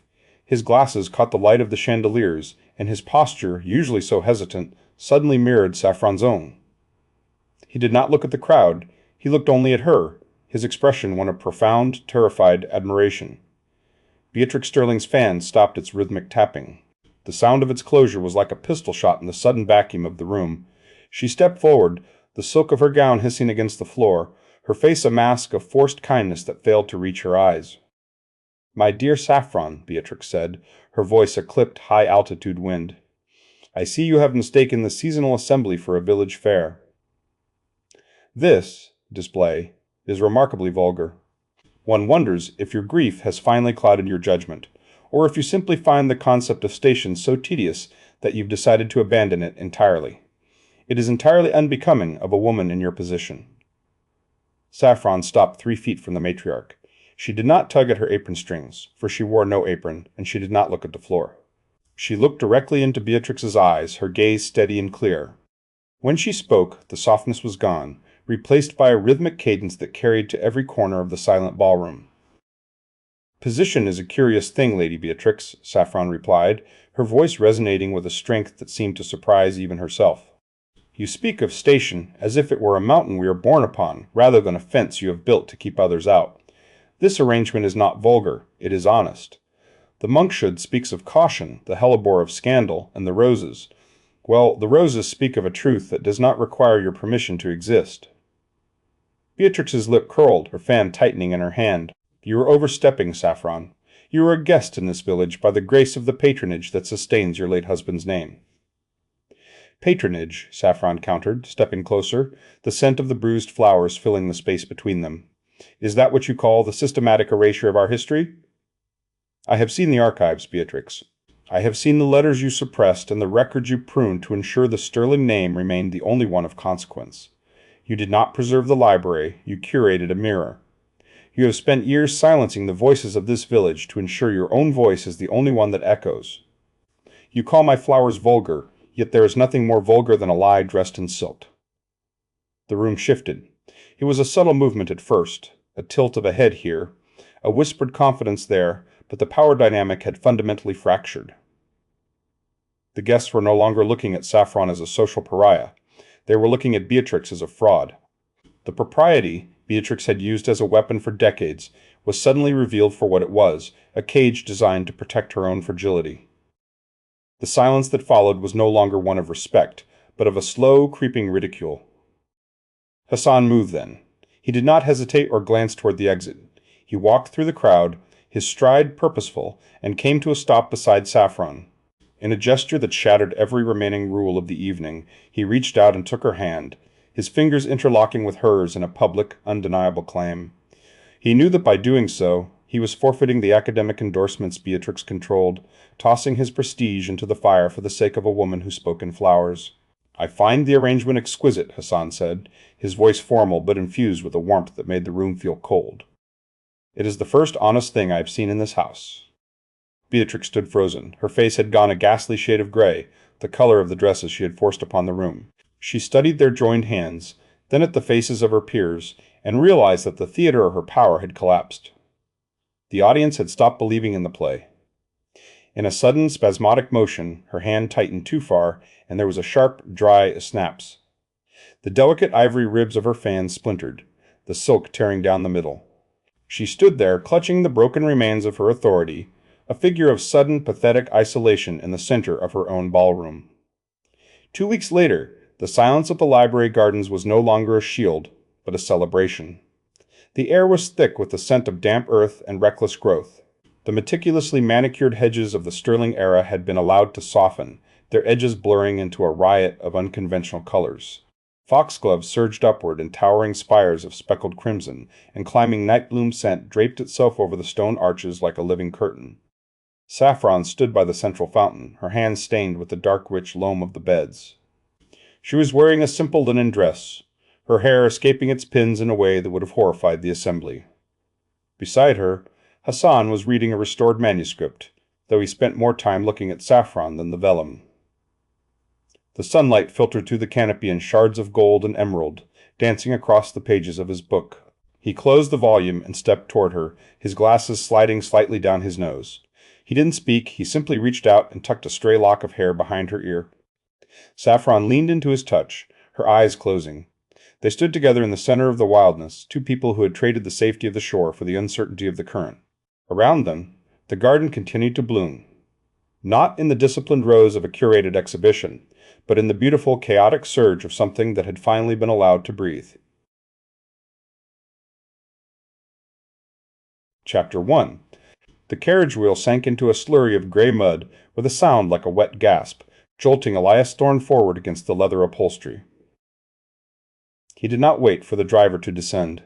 He stepped out into the damp air of the lakeside valley, his polished boots immediately surrendering to the mire. He did not look at the mud. Instead, his gaze locked onto the silhouette of Willowmere, a skeletal remains of a manor that seemed to be folding into itself under the weight of a century of neglect. He crossed the porch with a measured stride, his breath hitching as he reached the railing.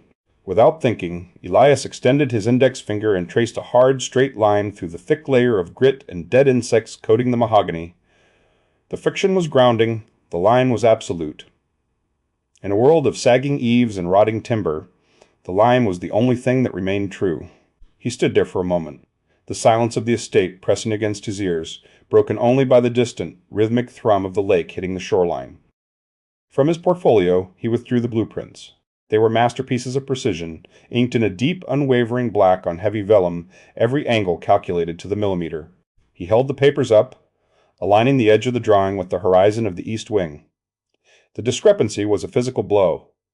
Where the blueprint demanded a sharp, perpendicular rise, the actual stone leaned at a nauseating 5-degree tilt. The roofline didn't just sag, it billowed like a dying lung. Elias felt a sudden, sharp spike of heat climb his neck, a constriction in his chest that mirrored the rigidity of the projects that had cost him his reputation in London. The house was not merely decaying, it was lying to him.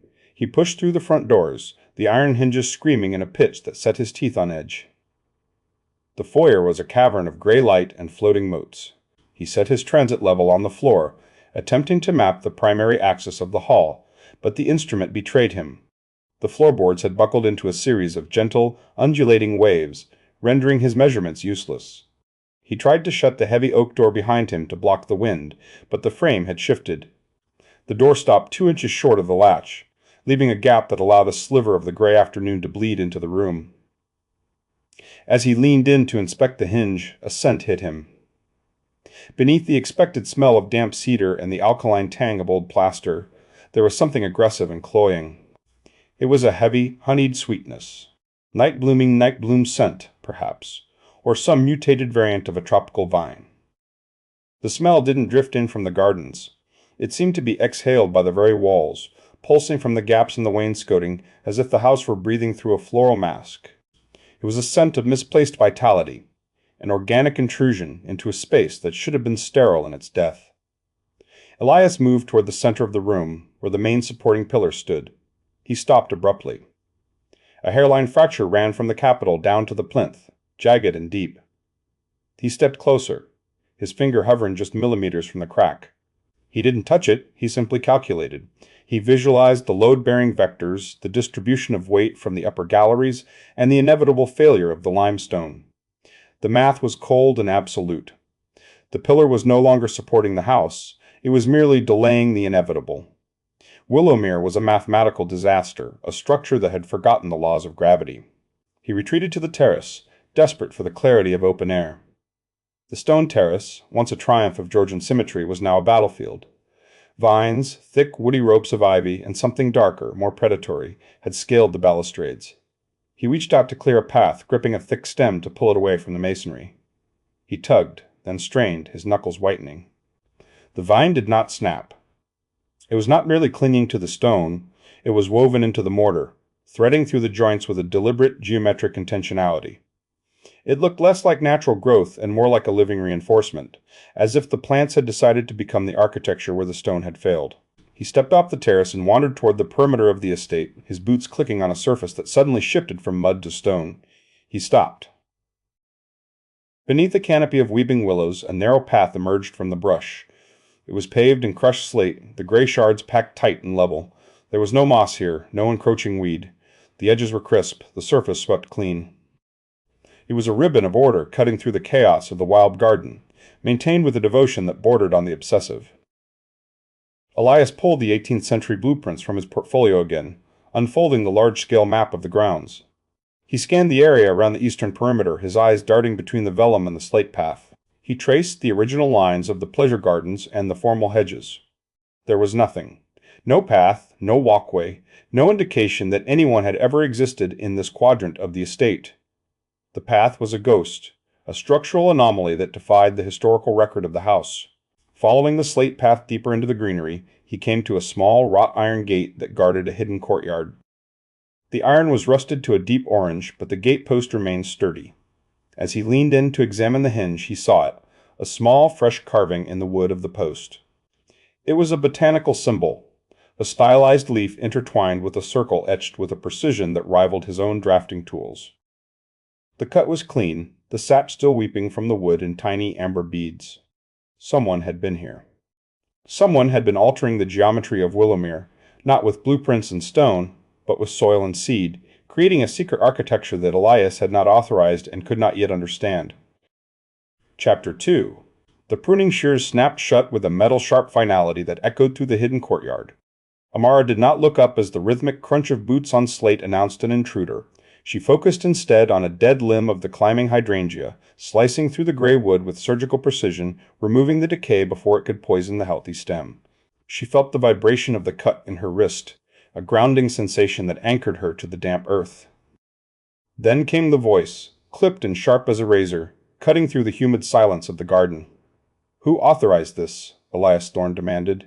He stood at the edge of the courtyard, his posture as rigid as the blueprints he likely held in his grip. His coat was a charcoal wool that looked suffocatingly heavy for the afternoon heat, and his eyes, narrowed and calculating, were currently scanning the greenery as if it were a structural failure. He didn't look at Amara so much as he looked through her, his gaze fixed on the sprawling trellis that had claimed the eastern wall of the ruins. Amara finally straightened, her fingers stained a deep, loamy brown.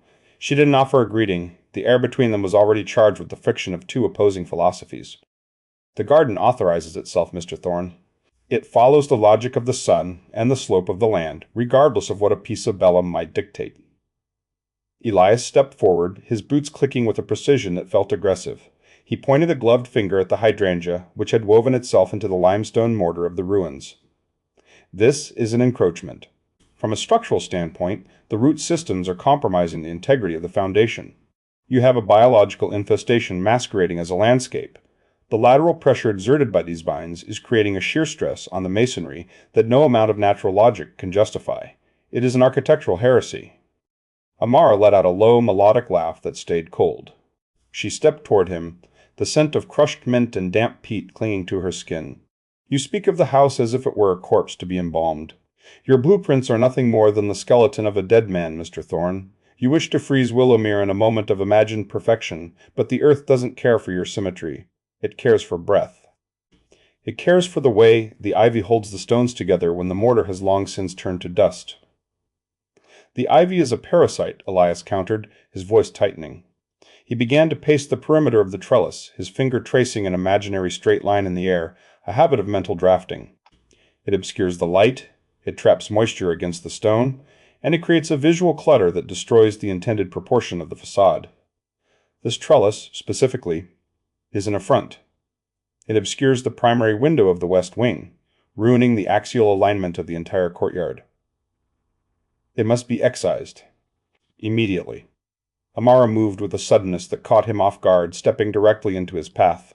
She was smaller than him, but she occupied the space with a territorial intensity that stopped him dead. She rubbed her soil-stained palms together, a slow, grinding motion that spoke of a deep, visceral connection to the ground beneath them. "You will not touch this trellis. It was planted by someone who understood that the house is not a monument to be admired, but a living thing that must be sheltered. If you tear this down, you expose the limestone to the wind and the rain. You will accelerate the collapse you claim to be preventing." Elias looked down at her, his intellectual arrogance flaring. He didn't see a gardener. He saw a variable that needed to be managed, a smudge on a clean drawing. "I am the architect of record for the restoration of this estate. My authority is absolute. Now, step aside, or I shall mark the trellis for demolition myself." He attempted to push past her, not with violence, but with the dismissive confidence of a man used to moving obstacles. He reached out to shove aside a heavy branch of nightbloom scent that blocked his trajectory toward the wall, but Amara reached for the same branch at the same instant. Their hands collided, skin meeting skin in a sudden, jarring impact. The touch was electric. It wasn't the gentle brush of a social greeting, but a sharp, visceral spark that seemed to jump from her calloused palm to his polished skin. The world around them narrowed to that single point of contact. The hostility that had fueled their argument vanished, replaced by a heavy, suffocating silence. Elias froze, his breath hitching in his throat. He had spent years insulating himself behind calculations in cold stone, but the warmth of her hand felt like a breach in his fortifications. For a heartbeat, he forgot the axial alignment, the shear stress, and the structural heresy. He felt only the pulse of another human being, raw and unquantified. Amara pulled away sharply, as if burned. She tucked a stray lock of hair behind her ear with a trembling hand, her eyes wide and guarded. The melodic quality of her voice had vanished, replaced by a brittle, defensive edge. "You think you can map this place, Mr. Thorne. You think if you measure every stone, you own the truth of it. But the garden knows more than the house. It remembers who walked these paths before the ruins became a project. I suggest you learn to listen to the silence before you decide what to destroy." She turned her back on him and walked toward the far end of the courtyard, her movements hurried, leaving Elias standing alone amidst the scent of night bloom scent and damp earth. He remained motionless, staring at his palm. His obsessive need for control, the very engine that had driven his career and caused its collapse, felt momentarily shattered. He could not calculate the sensation that had just occurred. There was no formula for the way his skin still tingled where she had touched him. He felt exposed, as if the garden had peeled back a layer of his carefully constructed armor.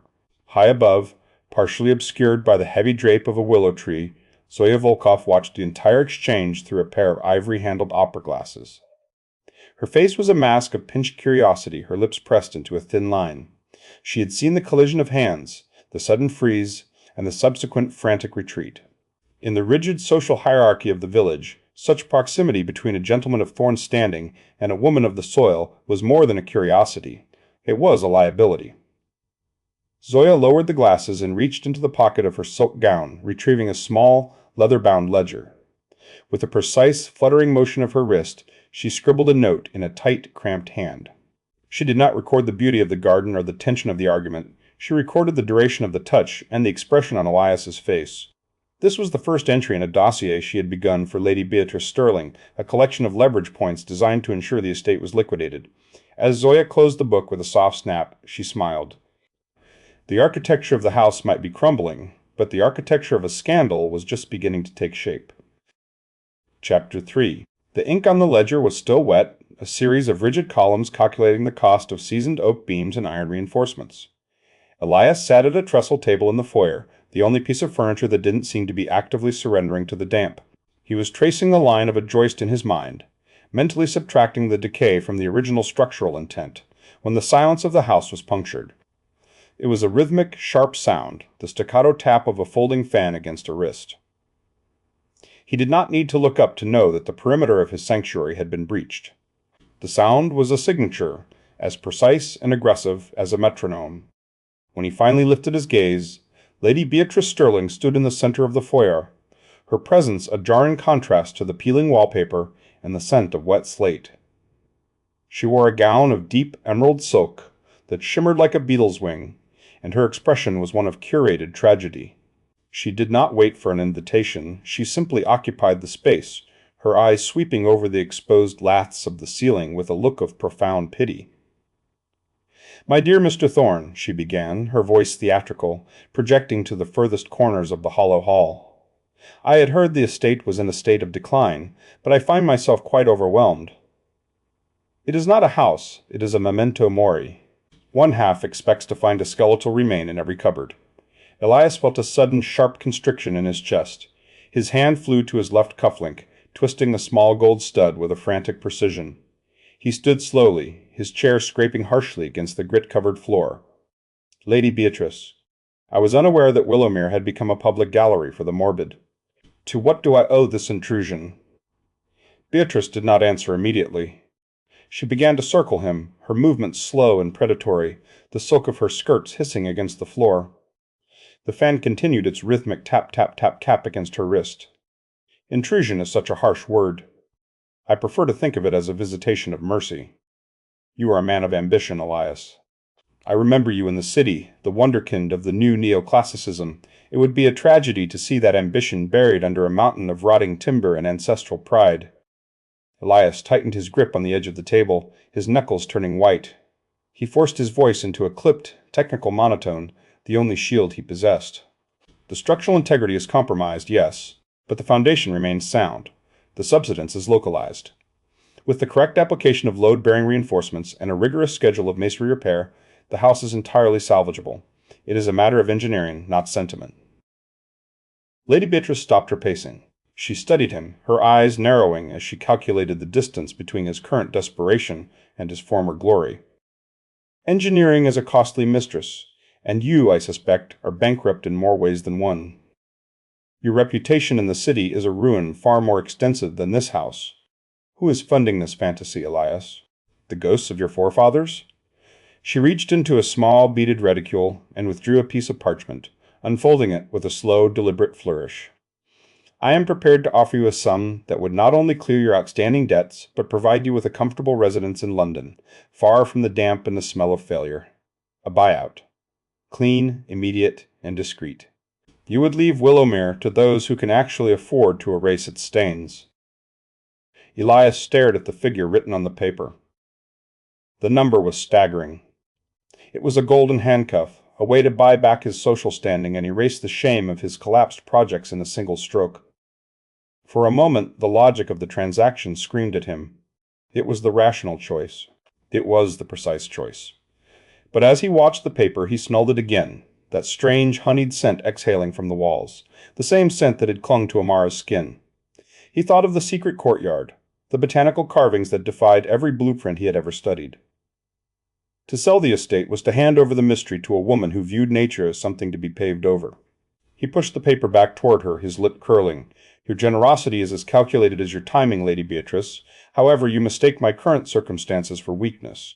I intend to restore Willowmere to a standard of perfection that you cannot even conceive of. I will not have it turned into a sterilized monument to your vanity. Beatrice did not look offended. Instead, a thin, cold smile touched her lips. She paused strategically, letting the silence stretch until the air felt heavy. Perfection is a lovely sentiment, but perfection requires time, and time is a luxury you do not possess. She tapped her fan once more, the sound echoing like a gabble. I spent my morning with the county solicitors. It seems your father was a man of many passions, but few payments.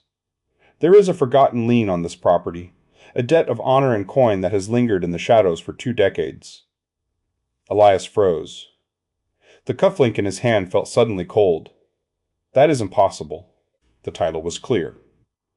The title is a fiction, Beatrice replied softly, her voice now devoid of theatricality and replaced with a sharp, clinical edge. The legal loophole is quite specific. Because the lien remained unpaid, a third party, specifically the holder of the debt, may claim the land if the primary residence remains uninhabitable for a period of 6 consecutive months. It is a clause designed to prevent the decay of the landed gentry's assets. She leaned in closer, the scent of her heavy perfume clashing with the damp earth of the house. The clock began ticking the moment you stepped foot back on this soil, Elias. If you cannot make this house habitable, meaning a roof that does not leak, a hearth that draws, and a structure that passes a magistrate's inspection, by the autumn equinox, the estate is liquidated, and I am the one holding the debt. Elias felt the world tilt.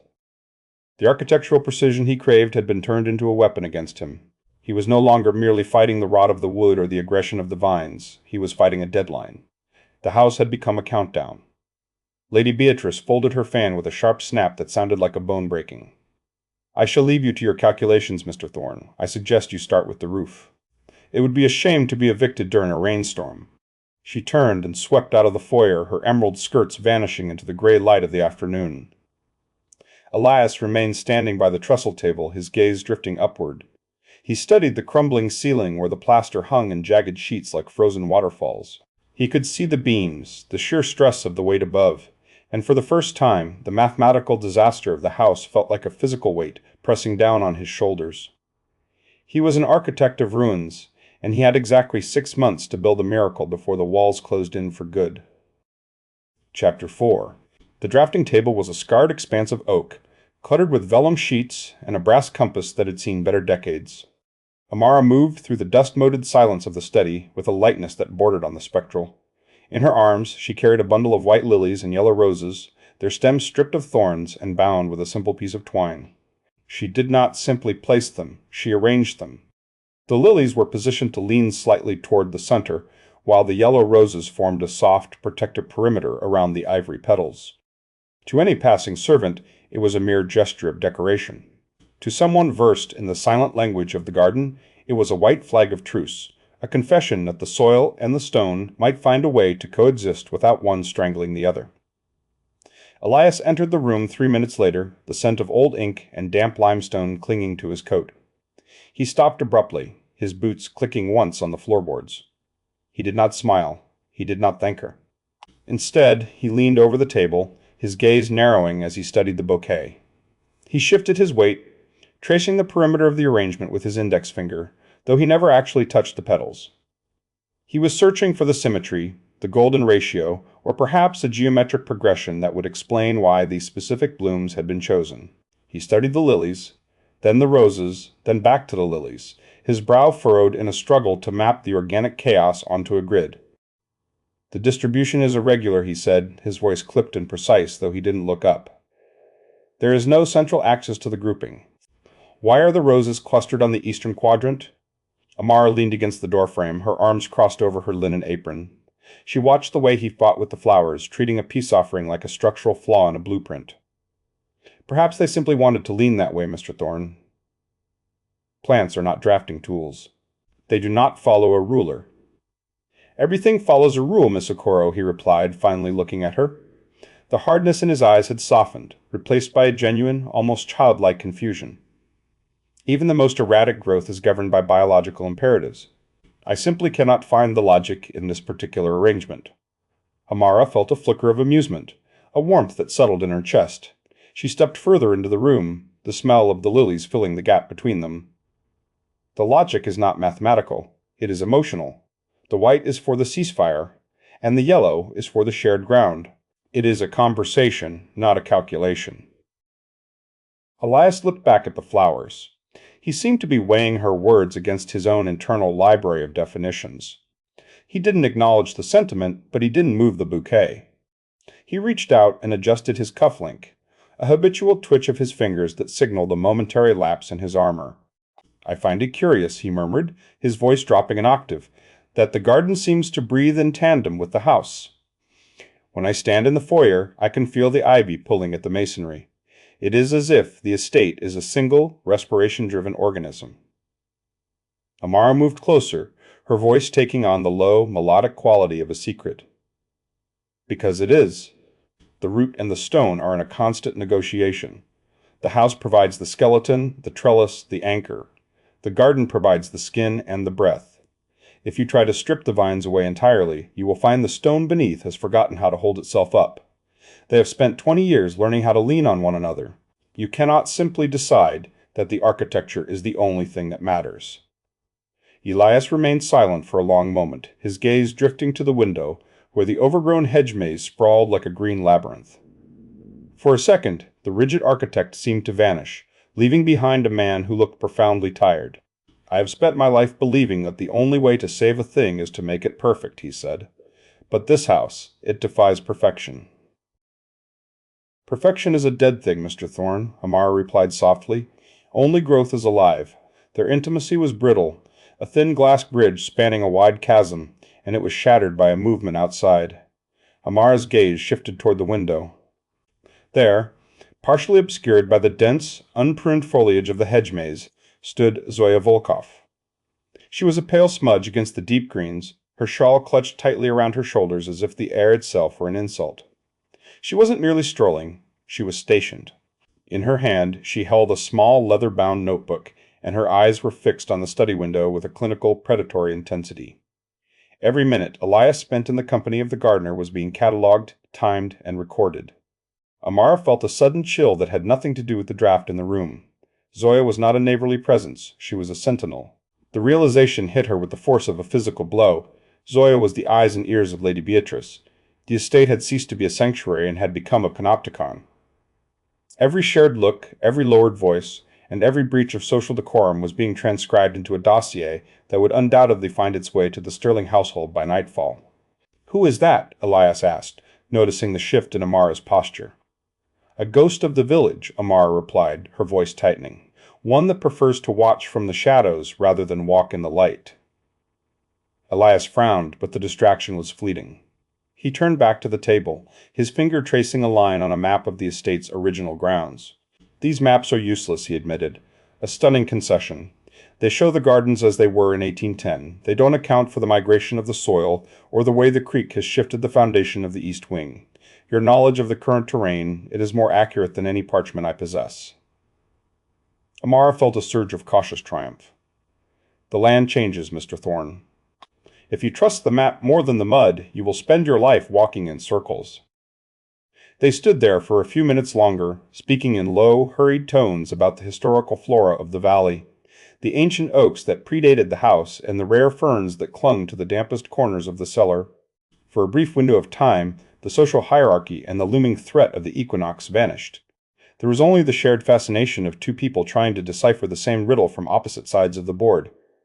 As the sun began to dip below the horizon, casting long, skeletal shadows across the study, Amara made her way back toward the garden gate to gather her tools. The light was a bruised purple, the kind of twilight that made the ruins of Willowmere look like a sleeping beast. As she reached the gate, she stopped. Nailed to the weathered wood of the post was a small, cream-colored slip of paper. There was no signature, but the handwriting was a sharp, sloping script that left no room for ambiguity. "The soil of Willowmere is rich, Miss Okoro, but it is a poor place to bury a reputation. Be mindful that improper associations often carry a cost that no amount of gardening can erase." Amara stared at the note, the paper fluttering in the evening breeze.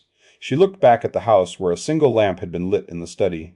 Elias was still there, perhaps still staring at the flowers, unaware that the walls of his sanctuary were already being dismantled, one observation at a time. Chapter 5. Chapter title, The Wabi Sabi Break. The smell of cedar shavings and linseed oil usually acted as a sedative for Elias, but today the workshop felt like a pressure cooker. He stood with his boots planted in the sawdust, his finger tracing a jagged fissure in the primary support beam of the east wing's vestibule. The crack was a violent zigzag, a betrayal of the grain. "It is untenable," Elias said, his voice clipped. "The structural integrity is compromised. I want the beam replaced with a fresh piece of seasoned oak, flush, seamless, and perfectly squared. A new beam is the only logical solution." Hiroshi Tanaka remained leaned against the workbench, watching Elias with a gaze that was unnervingly still. He rotated a small piece of sandpaper in his hand. The workshop was silent save for the ticking of a clock and the muffled cry of a moorhen in the marshes. "And what of the history of this wood?" Hiroshi asked. "This beam has held the weight of this house through a century of storms. It has bent, it has groaned, and it has survived. To replace it is to tell the house that its survival is a mistake." Elias adjusted his cufflink, the silver cold against his wrist. "Survival is not the goal, Mr. Tanaka. Restoration is. A crack is not a story, it is a failure of material." "Is a scar a failure of the skin?" Hiroshi stepped forward. "Does a soldier become less of a man because he carries the mark of a blade? The scar is the evidence of the victory." Elias felt a surge of irritation. He was a man of blueprints and immutable laws. The notion that a flaw could be an asset was offensive. He pointed a rigid finger at the fissure. "This is a structural liability." If I allow a single imperfection to remain in the foundation, the entire project is a lie." Hiroshi sighed and produced a small ceramic pot containing a shimmering resin mixed with powdered gold. "Kintsugi," the carpenter said softly, "we do not hide the break, we illuminate it. We fill the void with gold, making the object more precious because it was broken." "I will not have my house look like a piece of patched pottery," Elias snapped. "You will," Hiroshi replied, his tone absolute, "because I will not cut a new beam. I am a craftsman, Mr. Thorne, not a factory. If you wish for a seamless, soulless box, hire a builder from the city. If you wish to save Willowmere, you will learn to love the break." Elias stared at the gold resin. The loss of control felt like a physical weight. He studied the crack again, and suddenly, the fissure looked like a fault line in his own life. He remembered the great conservatory in London, the breathtaking scale of glass and iron. He remembered the moment the central spine had buckled under a freak snow load. It had been dismissed as an act of God, but he knew it was a result of his own rigidity. He had refused to allow for the organic shift of the earth. The collapse had erased his name from the architectural registers of the city. His breathing shifted into short, jagged gasps. The walls seemed to lean inward, the scent of cedar becoming stifling. Elias stepped back, his heel catching on a pile of shavings, and he slid down the brick wall. He hit the floor with a dull thud, hands clutching his throat, vision narrowing to a pinprick of light. He didn't hear her enter. He only felt the cooling presence of Amara as she knelt beside him. She didn't offer a platitude. She simply existed there, a grounding force smelling of damp earth and crushed mint, a scent that belonged to a world that didn't care about right angles. Elias leaned his head back against the brick, his chest still heaving. "I cannot allow it to be broken," he whispered, his voice stripped of its precision. "If there is a flaw, it means I have failed." Again. Amara looked at the beam, then back to him. "The land is broken, Mr. Thorne. The creek has moved. The oaks have leaned. Why is that the only kind of honesty you find unacceptable?" Elias let out a ragged laugh that sounded like a sob. The words spilled out, raw, as if the gold resin had finally filled a crack in his resolve. "The conservatory?" he began. "I spent 3 years calculating stress loads to the 4th decimal. I ignored the warnings about the clay soil because I believed that if I were precise enough, I could override the instability of the earth. When the spine snapped, it broke the trust of every patron in the city. I became a ghost before I ever left London." He waited for the pity. Instead, Amara's gaze drifted to the ruins of the estate visible through the open door. "My father was a botanist," she said quietly. "He was cast out of the academy for refusing to falsify his data to suit the Crown's narrative. He died, knowing that the truth was a very lonely place to live. We are both ghosts, Elias. Some of us just have better blueprints for our hauntings." The distance between them vanished. There was no architect and no gardener. There were only two people standing amidst the wreckage of their own expectations. Elias studied his hands that had spent a decade trying to draw a perfect line, and realized they were shaking. He didn't try to hide it. The intimacy was a fragile thing, a thin thread of gold spanning a wide chasm. Elias began to reach out, perhaps to touch her hand or simply to anchor himself, when a violent, metal-sharp crash echoed from the direction of the archives. It was the sound of a heavy door being forced from its hinges, followed by the unmistakable slide of parchment being swept off a table. Both of them froze. The archives were restricted, and Elias held the only key. The intrusion was a violation. As they rushed toward the sound, the silence of the afternoon was replaced by the realization that while they had been learning to live with their breaks, someone had come to ensure the house finally collapsed. Chapter 6. The air in the village archives tasted of wet limestone and the slow, acidic decay of leather bindings. Amara leaned over the mahogany table, her fingers hovering just millimeters above a map of the valley that looked as though it had been drawn by a hand shaking with fever. Beside her, Arjun Mehta was a blur of motion, his glasses sliding perpetually down the bridge of his nose as he flipped through a stack of deeds with a speed that bordered on the violent. The only light came from a single, guttering oil lamp that cast long, skeletal shadows across the rows of shelving, making the thousands of dormant records feel like a crowd of silent witnesses. "It is a mathematical impossibility, Amara, a genuine, exhilarating impossibility." Arjun's voice arrived in a rapid-fire staccato, the words tripping over one another in his haste. He pointed a thin, ink-stained finger at a survey from 1812. Look here. The eastern boundary of Willowmere is marked by the old creek bed, yet the physical footprint of the ruins, the actual masonry Elias is currently scrubbing, extends 12 feet beyond this line. 12 feet. In the world of land tenure, 12 feet is a kingdom. It is a fortress. It is a scandal. Amara didn't answer immediately. She traced the line of the creek on the map, her mind shifting from the ink to the actual soil of the estate. She could almost feel the damp moss of the eastern wall, the way the ivy clung to the stone like a desperate lover.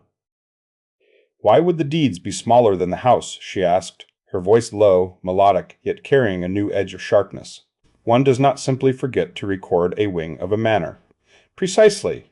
Arjun beamed, his enthusiasm momentarily overriding his social clumsiness.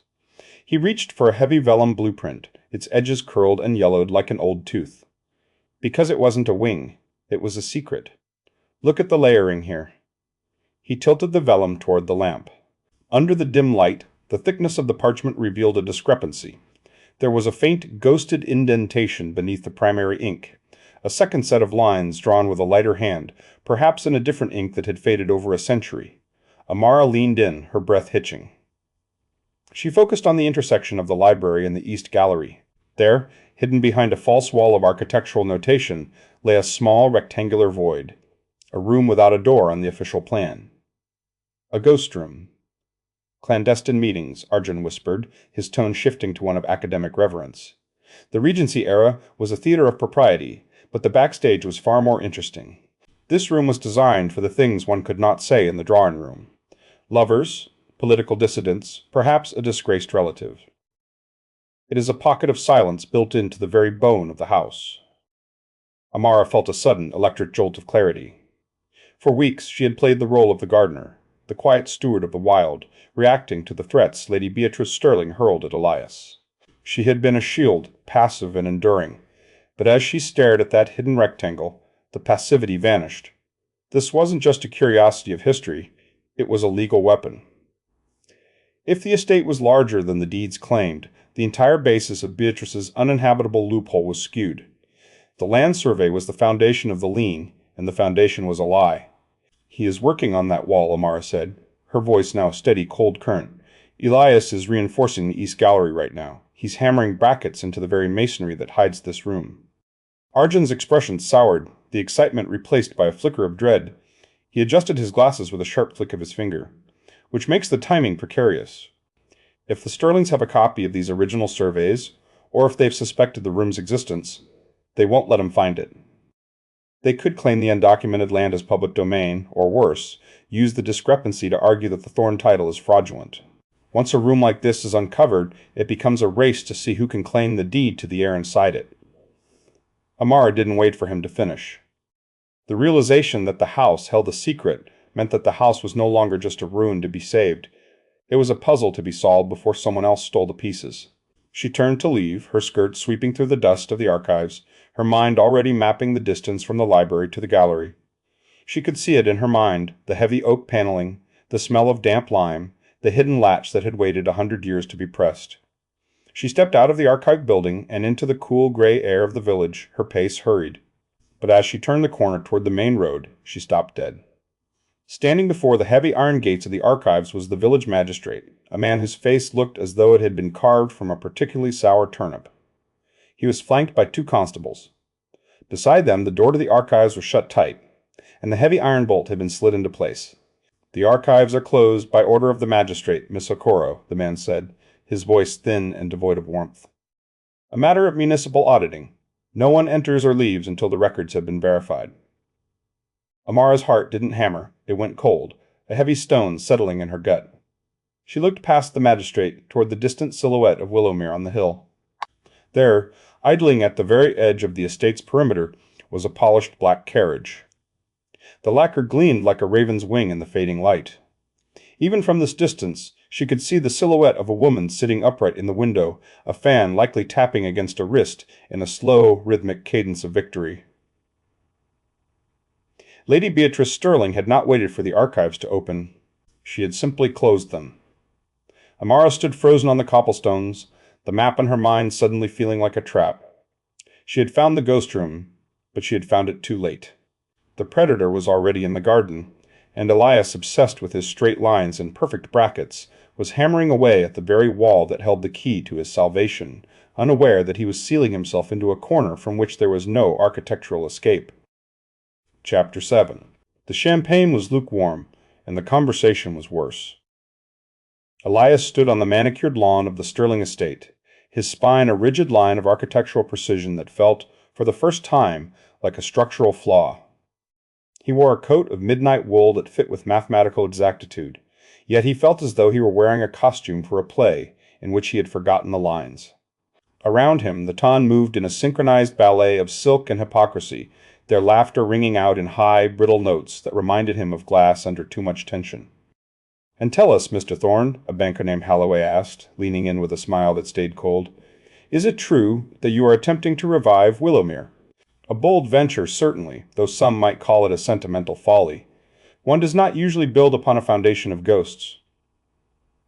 Elias adjusted his cufflink, the silver cold against his skin. "The foundation is sound, Mr. Holloway. The instability is merely superficial. With the correct bracing and a commitment to the original geometry, the house will be habitable by the equinox." "Habitable," Holloway repeated, the word tasting of amusement. "A quaint ambition. Most men of your standing would simply raze the ruin and start anew. It is far more efficient than scrubbing the damp musk from a century of failure." Before Elias could respond with a technical rebuttal regarding the integrity of the lime mortar, the crowd parted. Lady Beatrice Sterling approached, her presence heralded by the rhythmic, predatory tap of her fan against her wrist. She wore a gown of pale gold that shimmered like a warning. Her smile was a masterpiece of social theater, wide and entirely devoid of warmth. "My dear Elias," she exclaimed, her voice projecting to the furthest reaches of the terrace, "I was just telling the Countess of Salisbury about your bravery. Truly, it is a testament to the human spirit that you persist in fixing that hopeless ruin. To spend one's days amidst the rubble of a fallen house, it is almost romantic, in a tragic, ruined sort of way, like a man trying to teach a dead bird to sing." Elias felt the heat climb his neck. The guests chuckled, a soft collective sound that felt like 1,000 small needles. He wanted to tell her that the house was not a ruin, but a dormant organism, that the decay was merely a veil. Instead, he remained frozen, the rigid etiquette of the afternoon acting as a corset, squeezing the breath from his lungs. Nearby, Zoya Volkov fluttered like a pale moth, drifting from one group to another. She leaned toward a cluster of young debutantes, her voice a high, airy whisper that nevertheless carried. "It is a wonder he finds the strength," Zoya murmured, glancing toward Elias. "I hear he spends his hours in the dirt with the staff. Such a peculiar friendship, don't you think? One wonders if the isolation of Willowmere has affected his sensibilities. It is a very lonely place for a man of his temperament." Elias closed his eyes for a second. The air was thick with the scent of overly manicured roses and expensive powder, a cloying sweetness that felt suffocating. He looked across the lawn and saw her. Amara stood at the periphery, near the edge of the boxwood hedges. She was not dressed for a party. She wore a simple dress of deep forest green, her hair unbound and catching the light. She looked like a piece of the wild world that had accidentally wandered into a museum of waxworks. She didn't wave or smile, she simply watched him, her gaze steady and knowing. Suddenly, the geometry of the afternoon shifted. The banker was still speaking, something about interest rates and land yields, but the words became a distant hum. Elias felt a surge of sudden, violent repulsion. He watched the polished shoes, the forced smiles, and the strategic pauses of Lady Beatrice, and he realized that this social redemption he had spent years craving was a hollow prize. He was fighting to be accepted by people who viewed a house as a ledger and a soul as a social asset. The rigid lines of the ton were not a structure to be admired. They were a cage. Without a word of apology to Holloway, Elias turned and walked away. He didn't glide or drift, he marched, his boots cutting a straight path through the sea of silk. He ignored the confused glances and the sudden silence that trailed in his wake. He navigated the perimeter of the party, slipping past the champagne towers and the tiered cakes, until the noise of the crowd faded into the rustle of leaves. He found her in the shadows of the hedge maze, where the air smelled of damp earth and crushed mint. Amara was leaning against a pillar of ivy, her presence a cool shadow in the afternoon heat. As he approached, the tension that had held his shoulders high for 3 hours finally snapped. "You look miserable," she said, her voice low and melodic, a sharp contrast to the shrillness of the terrace. "I feel as though I am being audited by a committee of vultures," Elias replied, his voice clipped but lacking its usual edge. He stopped inches from her, the space between them electric and unstable. "They speak of the house as if it were a corpse. They speak of me as if I am the undertaker." Amara reached out, her fingers grazing the sleeve of his coat. "And are you?" "No," he whispered. "I am the one trying to wake it up." He studied her, really looked at her, and saw the soil beneath her fingernails and the fierce protective light in her eyes. In that moment, the distance between the architect and the gardener vanished. Elias did not think of the equinox, or the lean, or the eyes of the society he had just abandoned. He reached out, his hand cupping the back of her neck, and pulled her into a kiss that tasted of defiance and desperation. It was not a polite kiss. It was a collision. It was the sound of a wall collapsing and a garden blooming all at once. For Elias, it was a total surrender of control. He stopped trying to measure the moment and simply existed within it. The world narrowed to the scent of her skin and the warmth of her breath against his lips. In the silence of the greenery, the social order of the Regency world felt like a distant, irrelevant memory. He realized he no longer wanted the applause of the ballroom. He wanted the truth of the ruins. They pulled apart slowly, their foreheads resting against one another, breaths hitching in the quiet. The world felt rearranged, the colors of the leaves more vivid, the air lighter. Elias felt a sense of clarity that no blueprint had ever provided. Then, a movement caught the corner of his eye. Behind the limestone pillar of the maze's entrance, a sliver of white fabric was visible, a lace cuff, a glimpse of a pale shoulder. The fabric shifted, then vanished back into the shadows. Elias froze, his heart slowing to a heavy, rhythmic thud. He didn't need to see the face to know who it was. Zoya Volkov had not been fluttering among the guests. She had been hunting. And she had just found exactly what she needed to destroy him. Chapter 8. The courier did not knock, he hammered. The sound fractured the dawn, sending starlings screaming from the eaves of Willowmere. Elias was already awake, hunched over a drafting table in the morning gloom, the ink on his latest sketch still wet. The door swung open, and a man in soot-stained livery stepped into the foyer holding a wax-sealed envelope with the precision of a death warrant. Elias took the parchment, his fingers tracing the heavy seal of the High Court. As he read, the air seemed to thin. It was a surgical strike. Lady Beatrice Sterling had not waited for the equinox. Using a combination of the uninhabitable clause and sworn affidavits regarding structural instability, likely penned by Zoya Volkov, Beatrice had secured an immediate injunction. All restoration work was frozen. The estate was to be placed in probate pending a seizure hearing scheduled for tomorrow morning. "This is a lie," Elias whispered. He had focused so intently on the mathematics of the walls that he had forgotten the mathematics of malice. Beatrice hadn't played a game of architecture, she had played a game of leverage, and he had handed her the fulcrum. Amara appeared in the doorway, her boots caked in river silt, a bundle of wild mint in her arms. She didn't need to see the document to know the house felt brittle. "The courier looked as though he were delivering a plague," she said. "Worse," Elias replied. "She's frozen the site. If I cannot produce the expanded deed, the original grant that exempts the ruins from the habitability clause, the court will grant her the seizure by noon tomorrow." The expanded deed. "You said it was locked in the ghost room." "It is," Elias said, already moving toward the east wing. "The archives in town are incomplete. That room is the only place where the legal soul of Willowmere still exists." They ran through the corridors, the house feeling less like a project and more like a labyrinth closing in. The east wing was a skeletal stretch of limestone and rotting oak. As they rounded the final corner, a subterranean groan echoed through the floorboards.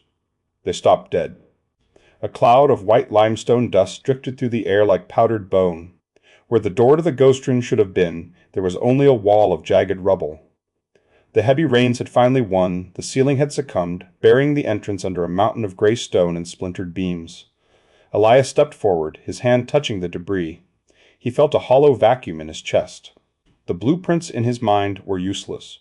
He had treated the house as a puzzle to be solved with a ruler and compass, ignoring the grinding appetite of the soil. "I can't get in," he whispered, sinking to his knees. He felt the absurdity of his obsession, the way he had chased a phantom of perfection while the foundation slid into the lake. "Get up, Elias," Amara said, kneeling beside him. Her touch was the only thing that felt solid. "The house isn't gone. Only the door is. It's a wall of stone, Amara. I can't move a mountain by tomorrow. Perhaps not alone, a voice interrupted. Arjun Mehta stood at the end of the hall in a tweed coat 2 sizes too large, clutching a leather bag of tools. He was breathing hard, as if he had run from the village library. I heard the courier's horse, Arjun panted. I suspected Beatrice would move. I've studied the subterranean drainage of the east wing. There is a ventilation shaft, a narrow, forgotten conduit that leads from the cellar directly beneath the ghost room's floorboards. It's tight and filthy, but it's a path. Elias looked from Arjun to the rubble. You would risk coming down here? Now? The history of this house is more important than my laundry, Arjun replied. We tunnel, or we let a woman who views beauty as a line item on a ledger steal this place. For the next 12 hours, the three became a machine of singular purpose. They descended into the damp smelling of saltpeter and musk. Arjun led with excavation tools, while Elias and Amara hauled out sludge and shifted stones in a feverish rhythm. As the hours bled into the deep night, exhaustion stripped away Elias's defenses. He watched Amara, her face smeared with grime, her resolve unwavering. She wasn't fighting for a title, she was fighting for the soul of the place. If we lose it, Elias said, leaning against the cold cellar wall, I can't go back to being the man who only knows how to build things that fall apart. Amara stopped digging. The dim lantern light cast long shadows across her features. You aren't that man anymore, Elias. That man wouldn't be lying in the mud for a house he doesn't even technically own yet. Elias reached out, brushing dirt from her cheek.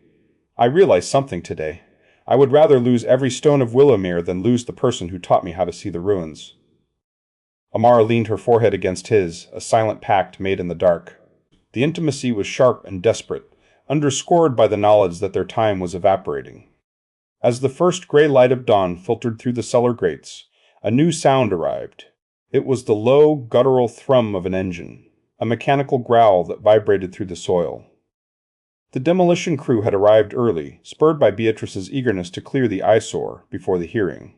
They're here, Arjun gasped. He threw his weight into one final, desperate shove with the iron pry bar.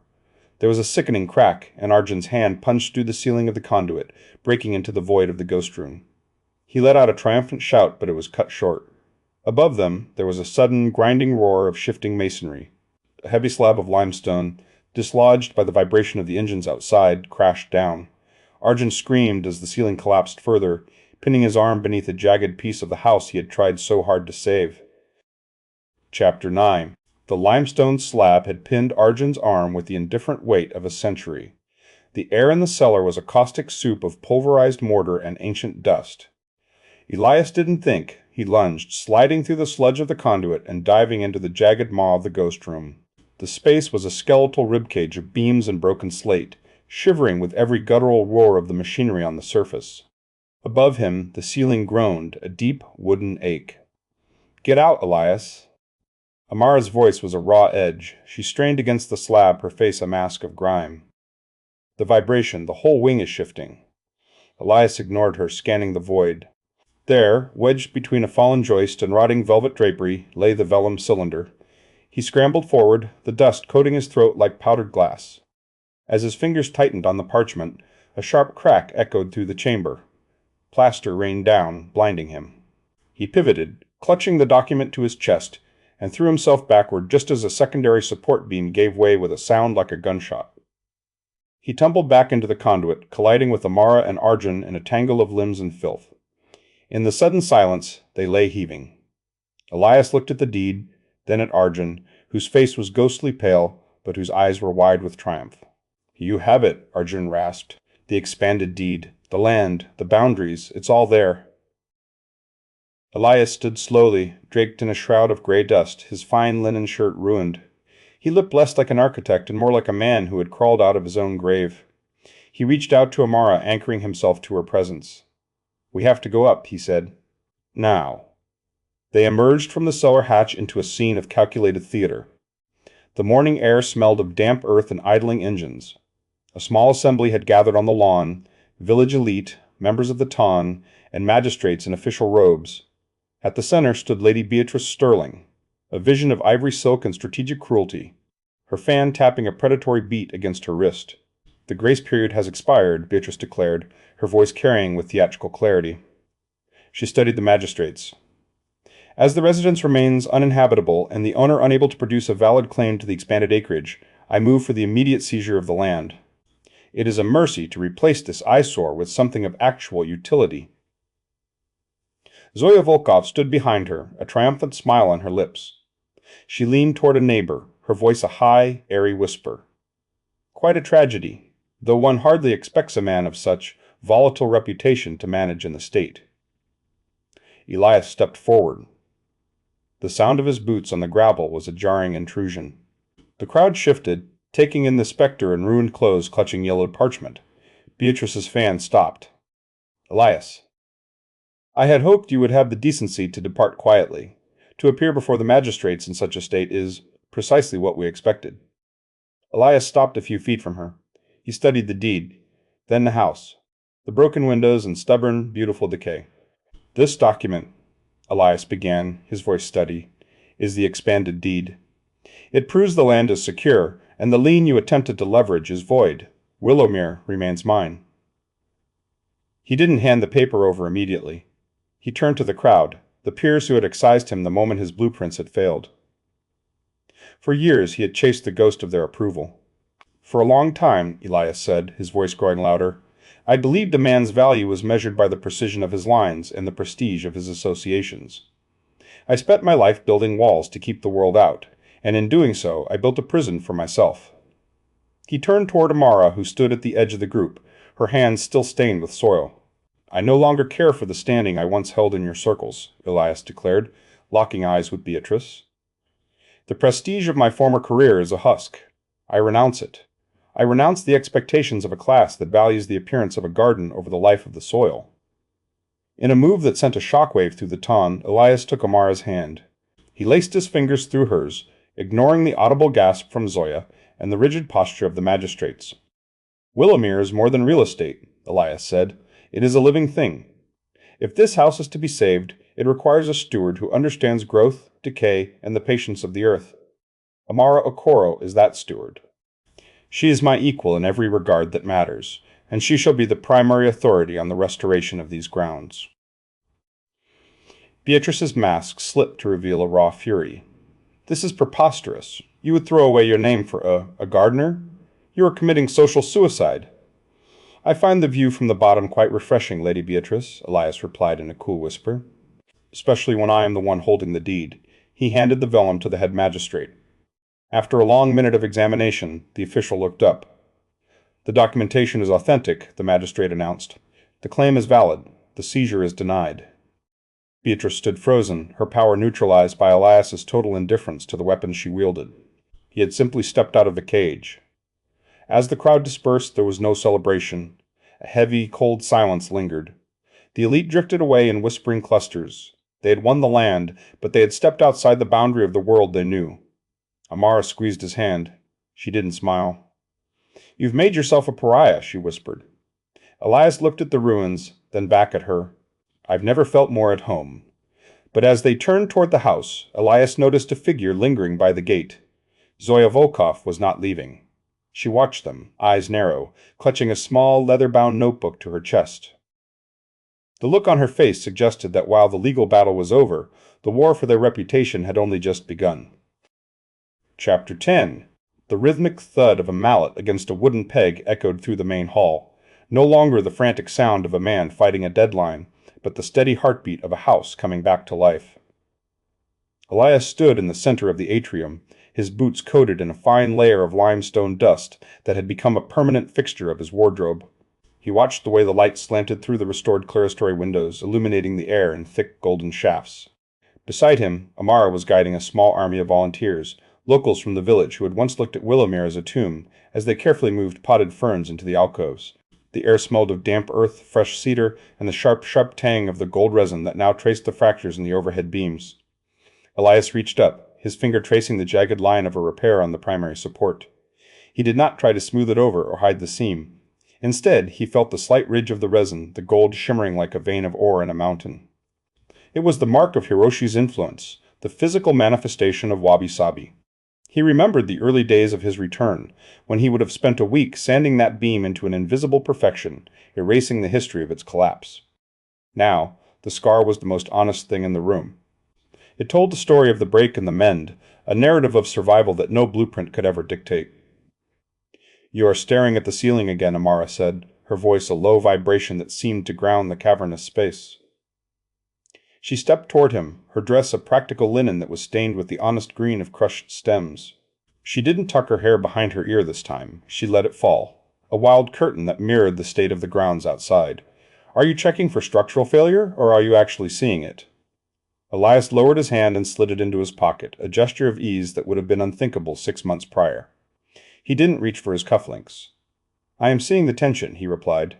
"The way the weight is distributed across the imperfections. It is far more stable than the original design. The original design assumed the world was static. This design accepts that the house will move." Amara smiled, a slow, private thing. "Like the gardens. The boxwoods are no longer fighting the ivy. They have reached a sort of truce." She led him toward the great doors, which swung open to reveal the transition from stone to soil. The estate was no longer a battleground between the manicured and the feral. The architectural lines of the terraces remained, providing a skeletal grace, but the growth had been allowed to spill over the edges.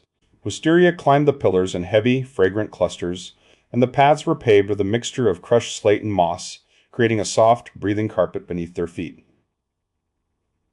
It was a blend of intent and accident, a symphony where the conductor had finally decided to let the musicians improvise. Near the east wing, Arjun was meticulously arranging a series of leather-bound ledgers on a mahogany table. He looked up, his glasses sliding down the bridge of his nose, and beamed with an intensity that bordered on the monic. "The ghost room is officially an archive," he announced, his words tripping over one another in his haste. "I've catalogued the original 18th century surveys, and I've found a series of letters from the first architect that suggest the lakefront foundations were always meant to be porous. He wanted the house to breathe with the water. He was a visionary, Elias. Absolutely mad, but a visionary." Elias looked at Arjun, the man who had risked everything to provide the blueprints that saved the estate, and felt a surge of genuine affection. The archive was no longer a secret hoard of papers. It was the memory of Willowmere, open to those who cared for the truth of the place. The ghost room had been stripped of its haunting silence and filled with the rustle of parchment and the scent of old ink. It was the intellectual anchor of the house, ensuring that the restoration was not merely a cosmetic exercise, but a conversation with the past. At the edge of the driveway, a small carriage waited. Hiroshi Tanaka stood beside it, his posture as straight and deliberate as a temple pillar. He carried very little, a small chest of tools and a single rolled scroll. He had not spoken much during the final weeks of the project, preferring to let the wood speak for itself. As Elias approached, the old craftsman tilted his head, surveying the house, then the gardens, and finally the man standing before him. "The joinery is tight," Hiroshi said softly, "but the spirit is loose. That is the correct balance." "I still find myself wanting to measure the distance between the columns," Elias admitted, a wry smile touching his lips. "The urge to quantify the beauty is a hard habit to break." Hiroshi nodded slowly, a rhythmic movement of approval. "The map is not the territory, Mr. Thorne. You have stopped drawing the map and started walking the land. That is the only restoration that matters." With a final sharp nod, Hiroshi entered the carriage. As it pulled away, Elias felt a strange sense of completion. The mentor had not left him with a set of rules, but with the permission to be imperfect. Later that afternoon, as they walked through the village to settle the final accounts with the local suppliers, Elias noticed a figure standing in the shadow of the bakery's awning. Zoya Volkov was there, but the fluttering energy she once possessed had vanished. She was dressed in a gown that had been fashionable 2 seasons ago, the lace fraying at the cuffs. She clutched her shawl tightly, her eyes darting toward the villagers who passed her by. They didn't whisper about Elias anymore. They didn't gossip about the scandal of the gardener. Instead, they looked through her. Zoya had bet everything on the fall of the Thorne legacy and the victory of Lady Beatrice. Now that the house stood as a testament to a new kind of nobility, one based on authenticity rather than bloodline, Zoya had become a relic of a dead regime. She was a ghost in a town that had decided to wake up. Elias didn't stop to speak to her. There was no triumph in his stride, only a quiet indifference. He had spent his life fearing the judgment of people like Zoya, believing that his value was a sum of his accolades and his adherence to a rigid social code. But as he turned back toward the estate, he realized that the cage had not just been opened, it had been dismantled and used for firewood. As the sun began to dip, casting long, violet shadows across the lawn. Elias and Amara found themselves at the hidden garden path, the place where their hostility had first begun to dissolve into something more electric. The path was narrow, flanked by wild foxgloves and the heavy scent of damp pine. They stopped at a small clear patch of earth near the base of an ancient oak, where the soil was dark and rich. Amara reached into the pocket of her apron and produced a small weathered packet of seeds. "These are rare hybrids," she whispered. "They require a kind of instability to thrive. They won't grow in a curated bed. They need the wind and the unpredictability of the wild." Elias knelt beside her, the damp earth soaking into the knees of his trousers. He didn't mind. He reached out, his hand covering hers as they pressed the seeds into the loam together. The touch was no longer a spark of friction, but a steady warmth, a shared breath. "No blueprints for this," Elias murmured, his voice rough. "None at all," Amara replied, leaning her head against his shoulder. "We will simply let it grow and see what it becomes." They stayed there in the deepening twilight, two broken things that had found a way to fit together, standing in a house that was finally whole because it had stopped trying to be perfect. Chapter 1. The mahogany shelf resisted. Octavius Vance pressed his weight into the rag, the scent of beeswax and lemon oil thick enough to taste, scrubbing at a stubborn ring of grime left by some previous tenant's inkwell. He worked with a rhythmic, almost desperate intensity, his knuckles white against the dark wood. The shop was a narrow sliver of a building, tucked between a draper and a dormant bakery, and it smelled of damp stone and the sweet, heavy musk of decaying vellum. Every inch of the space felt like a battlefield where he was fighting to reclaim a sense of order from the chaos of his own return. He paused, adjusting his glasses, and brushed a stray speck of dust from his sleeve with a sharp, habitual flick of his wrist.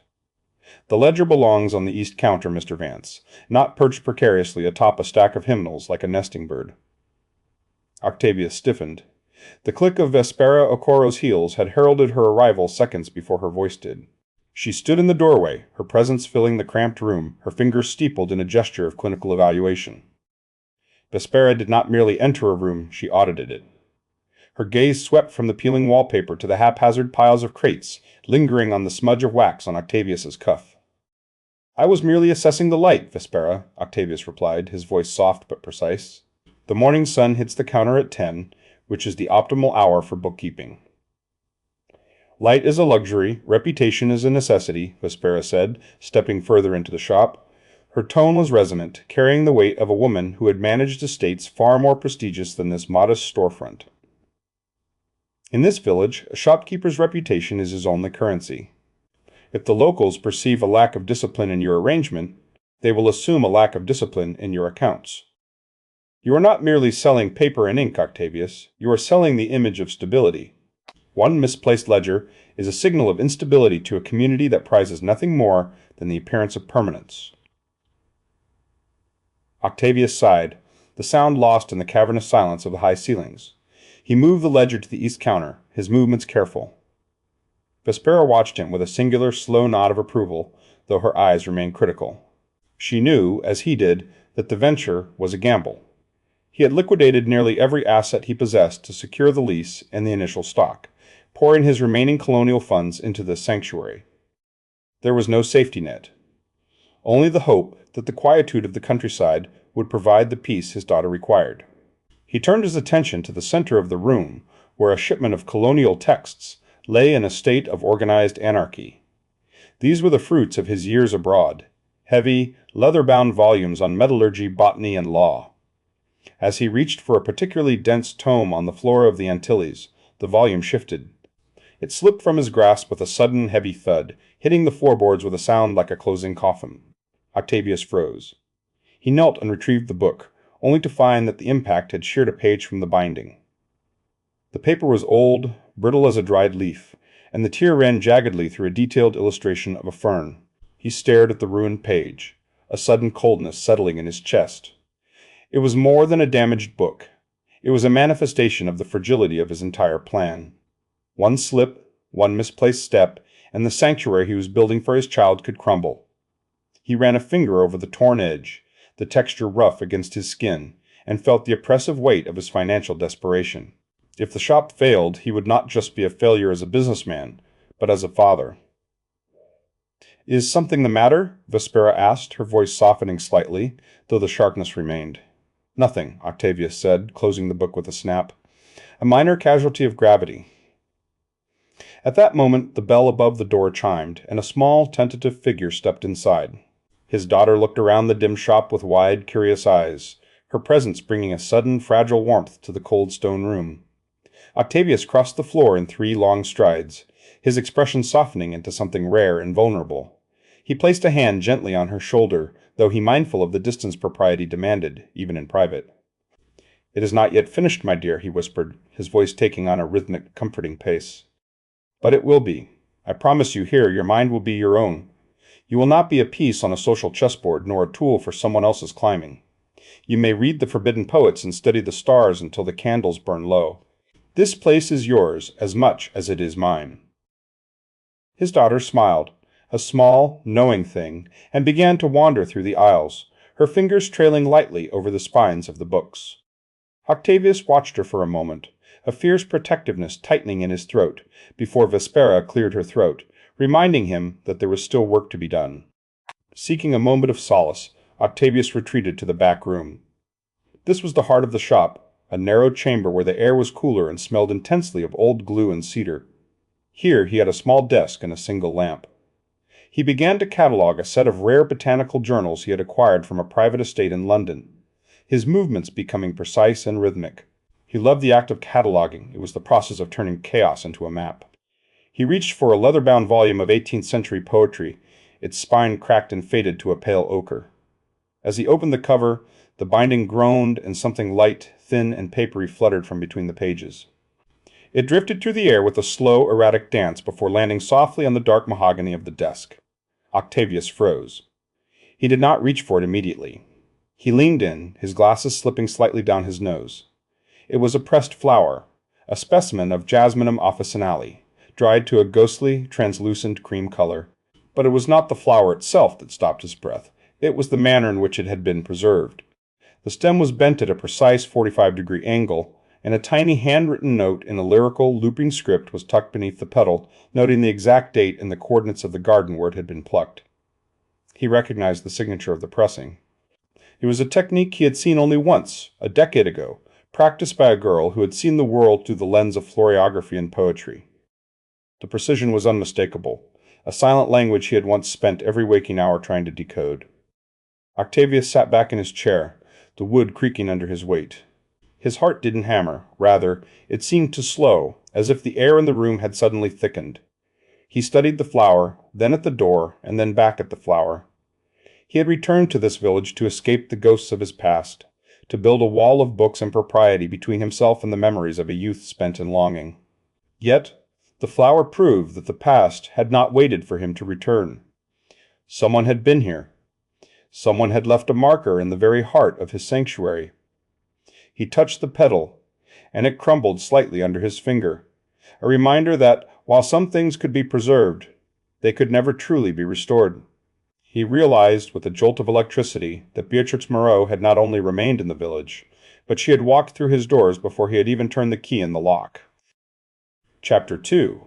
The bell above the door did not merely chime, it shrieked, a violent metal-sharp clang that shattered the curated silence of the shop. Octavius leaped, the pressed night bloom scent flower nearly slipping from his numb fingertips. He had barely managed to slide the specimen beneath a piece of blotting paper when the draft of the open door swept in, bringing with it the sudden, sharp scent of rain-dampened wool and a floral perfume that smelled of crushed peonies and something expensive, something that belonged in a drawing-room in Mayfair rather than a dusty storefront in the provinces. She entered with a momentum that seemed to displace the very air in the room. For a moment, Octavius could see only the swirl of a pale primrose gown and the rhythmic click of polished heels against the floorboards. Then she stopped. The silence that followed was not the peaceful vacuum Octavius cultivated, but a heavy, vibrating tension. Beatrix Moreau stood 3 paces from the counter, her chest rising and falling in a quick, shallow cadence. Her eyes, a piercing shade of hazel that seemed to hold 1,000 unwritten poems, locked onto his. Octavius felt the sudden urge to retreat into the shadows of the botany section. He studied her, really looked at her, and found the ghost of the girl he had known replaced by a woman of formidable presence. The softness of youth had sharpened into a refined elegance, yet the way she tilted her head, a slight inquisitive angle, remained unchanged. He, conversely, felt the sudden weight of his own austerity. He was a man of ink-stained cuffs and a coat the color of a winter storm, standing in a sanctuary of dead paper, while she looked as though she had just stepped out of a watercolor painting. He reached up and adjusted his glasses, the bridge of the glasses sliding against the perspiration of his nose. He cleared his throat, the sound rasping in the quiet. "To what do I owe the honor of this visitation?" he asked. His voice was clipped, the cadence archaic and stiff, as if he were reciting a ledger rather than speaking to a human being. He gripped the edge of the mahogany counter, his knuckles white, though he prayed she could not see the slight, traitorous tremble in his fingers. Beatrix did not answer immediately. She let her gaze wander over the shelves, tracing the spines of the leather-bound volumes with a slow, deliberate curiosity. When she finally looked back at him, a small, enigmatic smile played at the corners of her lips. It was a look of recognition, but also of challenge. "You always did prefer the company of things that could not argue back, Octavius," she said. Her voice was lyrical, airy, trailing off at the end of the sentence as if she were pondering a metaphor. "Though I must admit, the boy who used to hide in the willow grove has grown into a man of most impressive restraint. Tell me, do you still remember the secret gardens? Or has the dust of these archives clouded your memory of the wilder things?" Octavius felt a sudden, sharp prick of heat in his cheeks. She was pushing against him, testing the strength of the formal shell he had spent years constructing. He wanted to tell her that he remembered every leaf and every petal of those gardens, that he remembered the exact shade of the sky the day she had last spoken to him, but the words felt too heavy to lift. "The gardens of our youth were a pleasant diversion, Miss Moreau," he replied, his voice regaining its scholarly rigidity. "However, I find that the disciplined study of botany provides a far more reliable truth than the whims of a childhood meadow. If you are seeking a particular volume, I should be happy to assist you." Beatrix laughed, a soft, melodic sound that seemed to vibrate in the hollow of his chest. She opened her mouth to respond, but the moment was violently interrupted. The door flew open once more, this time accompanied by a burst of boisterous laughter and the smell of expensive tobacco. "Good heavens, Octavius! I had heard you'd returned to the village to build a temple to boredom, but I didn't realize you'd actually succeeded." Bramwell Finch swept into the room, a whirlwind of flamboyant silk and misplaced energy. He wore a waistcoat of an aggressively bright saffron hue, embroidered with gold thread that caught the dim light of the shop. Without waiting for an invitation, Bramwell drifted toward the center of the room and leaned precariously against a stack of oversized folios, his weight tilting the pile to a dangerous angle. He inhaled deeply, a theatrical expression of distaste crossing his face. "My word, the aroma," Bramwell declared, waving a hand in front of his nose. "It is a most quaint bouquet, a hint of decay, a touch of mildew, and a pungent note of ambition. It is practically a sensory experience in academic martyrdom. Tell me, do you sell the dust by the pound, or is it a complimentary addition to the purchase?" Octavius stiffened, his shoulders squaring. "Mr. Finch, I was unaware that your schedule permitted visits to establishments where work is actually performed." Bramwell let out a loud, melodic bark of laughter, leaning further back until he was nearly horizontal against the books. "Work! You speak of it as if it were a holy sacrament. Look at you, Octavius. You are dressed like a curate at a funeral for a very dull cat. Where is the spirit? Where is the flair?" He gestured expansively to his own shimmering attire. "Life is far too short to spend it in a coat that shares a color palette with a wet cobblestone." Octavius felt the social chasm between them widen. Bramwell represented everything Octavius had tried to excise from his life. The effortless, gliding charm of the landed gentry who viewed the world as a playground. To Bramwell, the bookshop was a curiosity, a quaint little hobby for a man who didn't know how to live. To Octavius, it was a fortress. The contrast between Bramwell's shimmering silk and his own drab wool felt, in that moment, like a physical weight, a reminder that no matter how many rare manuscripts he curated, he would always be the scrawny boy who studied while others played. Beatrix watched the exchange with a quiet, observant intensity, her head tilted. She didn't intervene, she simply watched the friction between the two men, her eyes flitting from Bramwell's arrogance to Octavius's rigid dignity. "I believe I have seen enough for one afternoon," Beatrix said softly, her voice cutting through Bramwell's continued commentary on the virtues of French lace. She moved toward the door, her movements fluid and deliberate. As she reached the threshold, she paused. She didn't turn around fully, but she looked back over her shoulder, her gaze lingering on Octavius for a heartbeat longer than propriety allowed. There was a question in her eyes. An invitation, perhaps, or a warning. "The night bloom scent is blooming early this year, Octavius," she murmured, the words barely audible over the sound of the rain beginning to lash against the window panes. "Some things simply cannot be kept in the dark for too long." She stepped out and closed the door behind her, the bell giving one final, muted chime. Octavius remained frozen behind the counter, the scent of peonies still clinging to the air, while Bramwell continued to lean against the folios, oblivious to the electric silence that had settled over the room. Octavius looked down at the blotting paper hiding the pressed flower, and felt a sudden, terrifying certainty that his sanctuary had been breached. Chapter 3. Chapter title: The Landowner's Shadow. The shears felt heavy and cold in Octavius's grip, smelling of wet earth and old rust. He knelt in the damp mulch of his private garden, where the air was thick with crushed mint and decaying leaves. Before him grew the night bloom scent, its pale petals shimmering like ghostlight against the gray afternoon. With the precision of a man who had spent years cataloging colonial flora, he selected a single perfect sprig.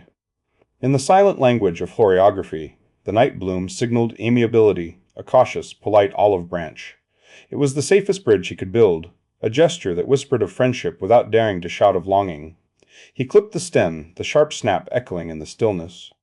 Returning to the shop, Octavius avoided the main counter, moving toward the poetry section where the scent of old vellum and beeswax lingered. He retrieved a first edition of Keats, the leather binding worn to a soft, buttery texture. His breath came in shallow hitches as he opened the volume to a passage on the permanence of art and slid the sprig between the pages. He knew Beatrix's habits. She would seek the romantics first, her fingers tracing the verse before discovering the blossom. He placed the book prominently on the display easel, the gold lettering of the spine catching the dim light. He stepped back, palms damp, feeling as though he had left a piece of his own pulse exposed on the mahogany wood. He needed air. The walls of the shop, usually his fortress, suddenly felt like the interior of a coffin. He pushed through the heavy oak door onto the cobblestone path, the rain having tapered into a clinging silver mist. The village of Oakhaven was settling into the blue hour, the distant chime of the parish clock marking the time with heavy finality. He walked toward the edge of the village, his mind looping over the look in Beatrix's eyes. He wondered if she had seen through his drab wool coat to the man beneath, or if she merely saw a ghost of the boy he had once been. His path was abruptly severed. Standing in the center of the lane, blocking the way with sculptural stillness, was Cassian Thorne Windsor. He was mounted on a sleek, charcoal-gray stallion that looked polished with silk. Cassian sat perfectly upright, his spine a rigid line. He wore a riding coat of midnight blue, the brass buttons gleaming with a cold, predatory light. He did not speak immediately. Instead, he withdrew a gold pocket watch, clicking the cover open with a sharp snap. He studied the dial with exaggerated slowness, as if the seconds Octavius spent in his presence were a tax he was reluctantly paying. 10 minutes past 4, Cassian said, his voice a polished blade, dripping with a forced politeness more insulting than an open slur. A curious hour for a tradesman to be wandering. One would think you'd be occupied with the counting of pennies or the dusting of dead men's thoughts. Octavius stopped, his feet rooting to the damp stone. He felt the suffocating weight of his own insignificance. The shadow of the boy mocked for ink-stained fingers. He adjusted his glasses. "Good afternoon, Mr. Thorne Windsor. I was merely taking a moment to appreciate the evening air." Cassian let out a soft, thin sound that might have been a laugh. He looked past Octavius, sweeping the storefront of the bookshop with profound distaste. "The air is sufficient, Vance, but the view is lacking. I noticed as I rode past that your exterior has become cluttered, a collection of haphazard signs and crates. It is a smudge upon the aesthetic harmony of the village. Oakhaven is a place of curated beauty, not a warehouse for the discarded remnants of the printing press." "The shop is a place of learning, not a gallery," Octavius replied, his voice gaining a rhythmic steadiness. "I believe the villagers find the accessibility of the volumes more pressing than the symmetry of the signage." Cassian's eyes narrowed, the pupils contracting. He leaned forward in the saddle, the stallion shifting with a restless toss of its head. The movement brought the scent of expensive pomade and horsehair into the space between them. "You misunderstand your position, Vance. You speak of the villagers as if you were one of them, rather than a guest permitted to dwell within their borders. You are a curator of curiosities, perhaps, but let us not mistake a lease for ownership." Octavius felt a flash of heat rise in his neck. My lease is legally binding, and my business is a lawful addition to this community." "Law is a flexible thing," Cassian murmured. He checked his watch again, a punctuation mark of boredom. "The land upon which your little fortress sits is subject to the whims of those who hold the deeds to the valley.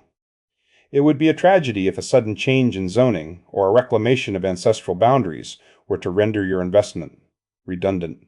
I should hate to see you forced back into the colonies with nothing but damp books to your name." It was a statement of fact, delivered with the casualness of a man discussing the weather. Octavius stood frozen, the social chasm between them yawning open.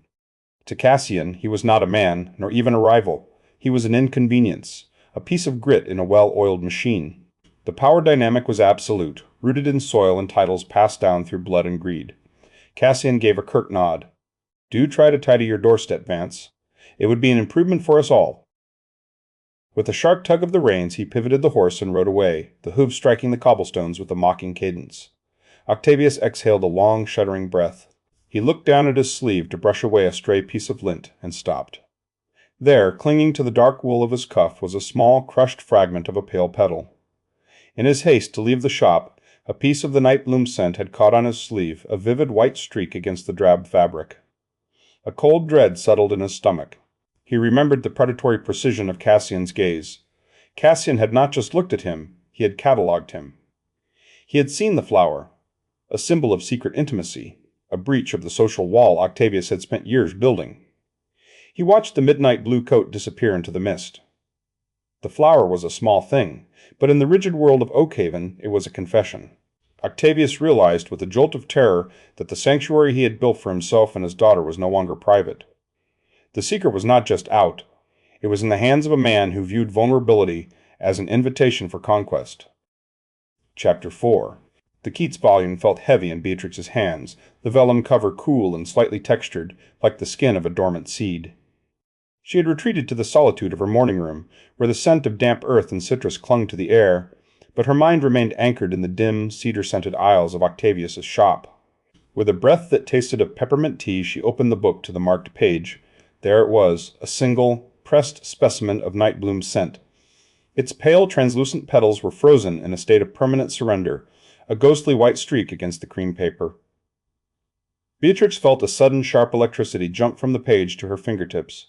She began to tap a rhythmic, frantic beat against the cover, her nails clicking against the leather in time with a heart that had forgotten how to be still. It was more than a gesture of friendship. It was a cipher.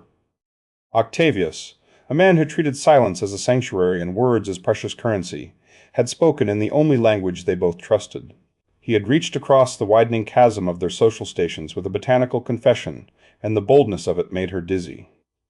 She leaned back into her velvet chair, the fabric scratching against her silk sleeves, and stared at the ceiling's ornate plasterwork, wondering if she had imagined the warmth in his gaze before he had looked away. By mid-afternoon, the light in the conservatory had turned a heavy honeyed gold, illuminating the floating dust motes that danced around her specimen jars.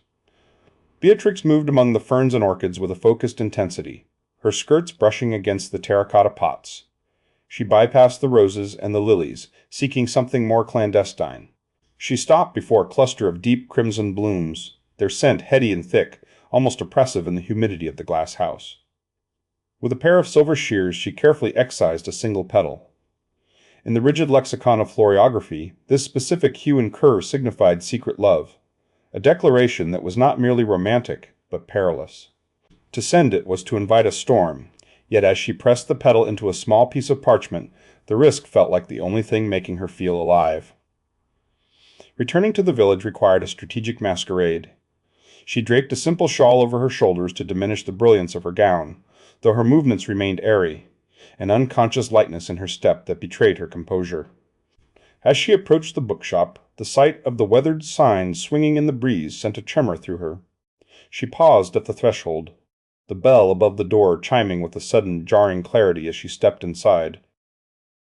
The shop smelled of old ink, beeswax, and the lingering sharp tang of a rainy afternoon. Octavius was behind the counter, his glasses perched precariously on the bridge of his nose as he examined a ledger. He did not look up immediately, but Beatrix noticed the way his hand tightened around the pen, the knuckles whitening. She approached him, her footsteps muffled by the thick Persian rug that looked as though it had been stepped on by a century of scholars. She did not speak, The silence between them was a living thing, taut and vibrating like a plucked string.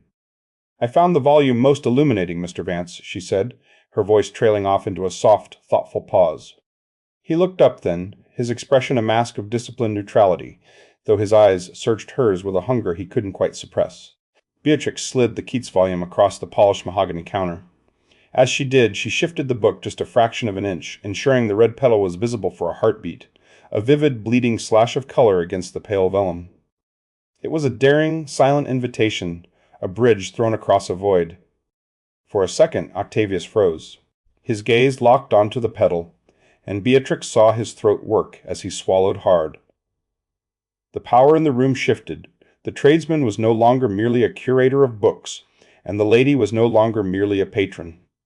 They were conspirators in a language that required no subtitles. "Your promptness is appreciated, Miss Moreau," Octavius replied, his voice precise and low, though he did not move to close the book. He kept the petal in view, as if afraid that blinking would make the evidence of her affection vanish. From the periphery of the room, near a shelf of leather-bound botanical journals, Mei Lin Zhao watched the exchange. She had been standing there in a stillness that was almost clinical, her hands folded neatly in her lap, her dark eyes tracking every micro-expression. Mei Lin did not blink. She observed the slide of the book and the widening of Octavius's pupils with the detached interest of a biologist studying a rare specimen. To Mei Lin, the romantic tension was an interesting variable, but the social architecture of the room was far more concerning. She saw the vulnerability in Octavius's posture, the way he had momentarily forgotten to brush the dust from his sleeve, and the reckless hope in Beatrix's tilt of the head. As Beatrix turned to exit, her heart still drumming a frantic rhythm, Mei Lin stepped into her path. The movement was sudden but graceful, blocking the doorway with a pragmatic efficiency. Mei Lin's expression was unreadable, but her voice was a cool splash of water on a fever. "A bold choice of flora, Miss Moreau," Mei Lin said, her voice direct, stripping away the polite veneers of the ton. Beatrix blinked, her composure faltering. "I am unsure what you mean, Miss Zhao." "I mean that in my experience, the English aristocracy views such games not as romance, but as social suicide," Mei Lin replied, her gaze unwavering.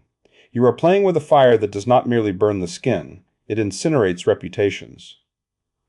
To signal such intimacy to a man of Mr. Frenchin, Vance's standing is to hand the world a weapon to use against you both. Beatrix felt a flush of irritation rise to her cheeks. She straightened her posture, attempting to reclaim her dignity. "You overstate the danger. It was a mere gesture of intellectual appreciation. Surely the world does not scrutinize a flower with such malice." Mei Lin did not smile, but there was a sharp, dry edge to her tone. "The world does not, but specific men do." She tilted her head slightly toward the window, her eyes narrowing. "For instance, the gentleman in the midnight blue carriage who has been stationed across the street for the last 20 minutes. He has not moved an inch since you entered the shop." Beatrix felt the blood drain from her face. She turned slowly, glancing through the glass pane of the shop window. There, framed by the gray mist of the afternoon, was the stark silhouette of Cassian Thorne Windsor. He was leaning back in his carriage, his posture stiff and predatory, his gaze fixed intently on the door. He had not seen the petal. It was impossible from that distance. But he had seen the lingering, the hesitation, and the unmistakable intimacy of the moment. He had seen the crack in the armor. Beatrix stepped back from the window, a cold shudder running through her. She had intended to signal her heart to the man she admired, but in doing so, she had signaled her vulnerability to the man who sought to own her. The shop, which had felt like a sanctuary moments ago, suddenly felt like a glass cage, and the predator was merely waiting for the right moment to strike. Chapter 5. Chapter title: The Price of Prestige. The assembly room of the village hall smelled of beeswax, expensive French powder, and 100 lilies forced to bloom out of season. Octavius stood at the edge of the dance floor, his back against a mahogany pillar, the only solid thing in a room spinning with silk and judgment. He brushed a microscopic speck of dust from his sleeve, a phantom ritual of order in a place where he felt fundamentally disordered. Around him, the gentry moved in practiced gliding circles. The women were visions of high-waisted muslin, their laughter sounding like the delicate, brittle chime of crystal. Octavius adjusted his gold-framed glasses. He had dressed with meticulous care, his charcoal coat whispering of scholarship, but in this sea of peacock blues and shimmering golds, he felt as though he were wearing a shroud. He was not a guest so much as a specimen, a man who had returned from the colonies with a passion for the printed word and the audacity to call it a profession. At the center of the room, the orbit shifted. Cassian Thorne Windsor had claimed the floor, his posture so rigid he seemed carved from the hall's own marble. He held a glass of champagne with predatory grace, his gaze sweeping the room until it locked onto Octavius. A thin smile curved his lips, the kind a cat reserves for a slow mouse. Cassian raised his voice, ensuring the surrounding circle leaned in for the feast. "I have recently discovered a most peculiar fascination with the scent of old ink," Cassian began, his voice dripping with honeyed politeness. "A heavy, cloying aroma, is it not? Quite unlike the freshness of a well-managed estate. It smells of damp cellars and the desperate clinging to things the world has long since forgotten. I find it curious that some among us still insist on dwelling in the musty shadows of the trade counter, treating the sale of paper as if it were a sacred right of the priesthood." A ripple of polite, cruel laughter cascaded through the crowd, a collective agreement that the boundary between the landed gentry and the merchant class was a wall of nature. Octavius felt the heat climb his neck. His fingers tightened around the edge of his coat. He wanted to defend the nobility of the archive, but the words felt like stones in his mouth. "Indeed, Cassian," a nearby baronet chimed in. "One wonders if the ink eventually stains the soul. A man who spends his days weighing pennies against pages must surely lose the capacity for true leisure." Cassian's eyes never left Octavius. That is the tragedy, the delusion that one can curate society from the periphery. One does not enter the circle by selling the books that describe it. One enters by owning the land upon which the circle is drawn. To mistake the map for the territory is a scholarly error and a social catastrophe. The fragrance of the lilies became cloying, almost metal sharp, and the laughter sounded like a blade scraping a plate. A hot surge of indignation rose in Octavius. He shifted his weight, his boots clicking sharply on the polished floor. He imagined the words, "Your prestige is a mask for a vacuum of intellect." Across the room, Beatrix Moreau had frozen.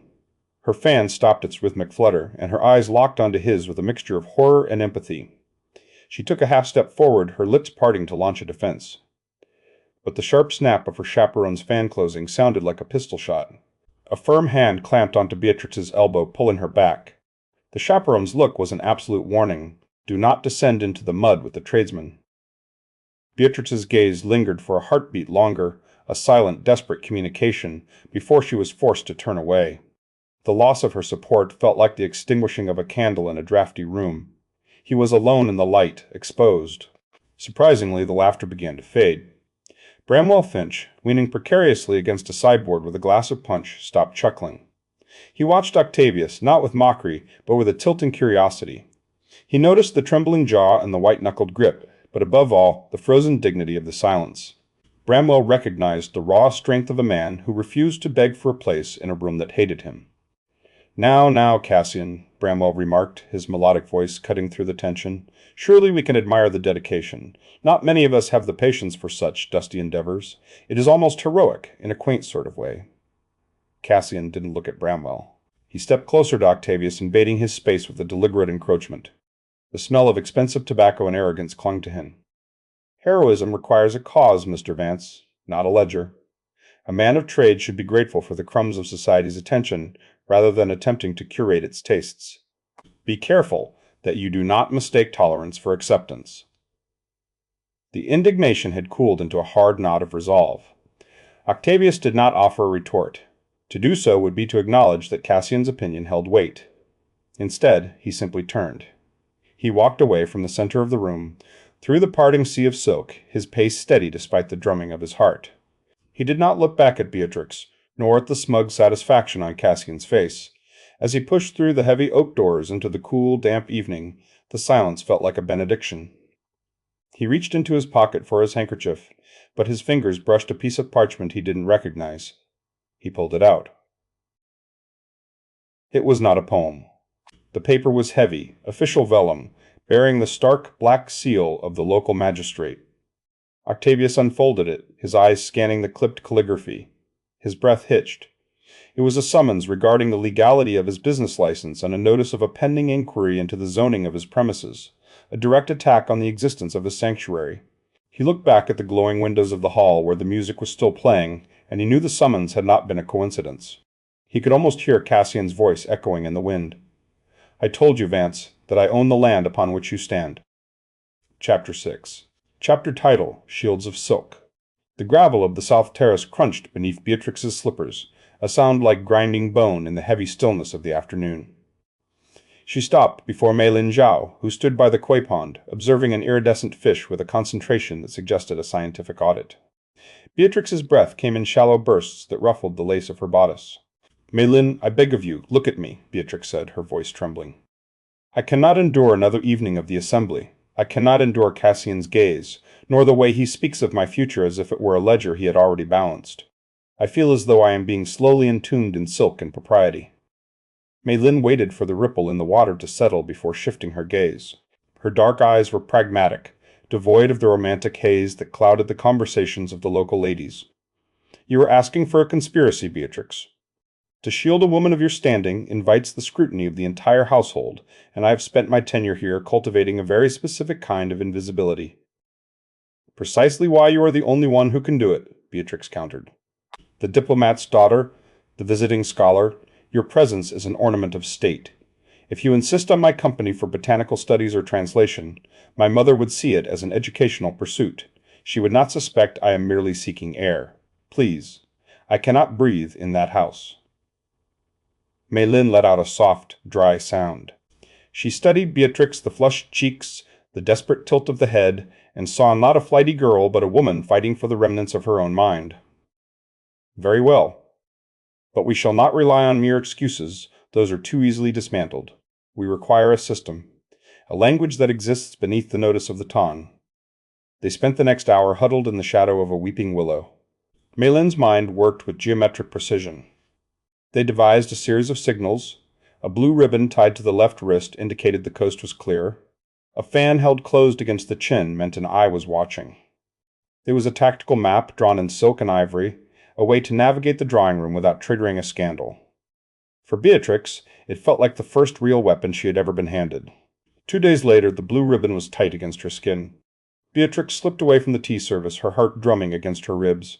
She skirted the manicured lawns until she reached the dense, aromatic wall of the night bloom scent garden. Behind a towering hedge of privet, Octavius was waiting. He looked as though he had not slept. The precision of his waistcoat was marred by misaligned buttons, and his eyes were shadowed.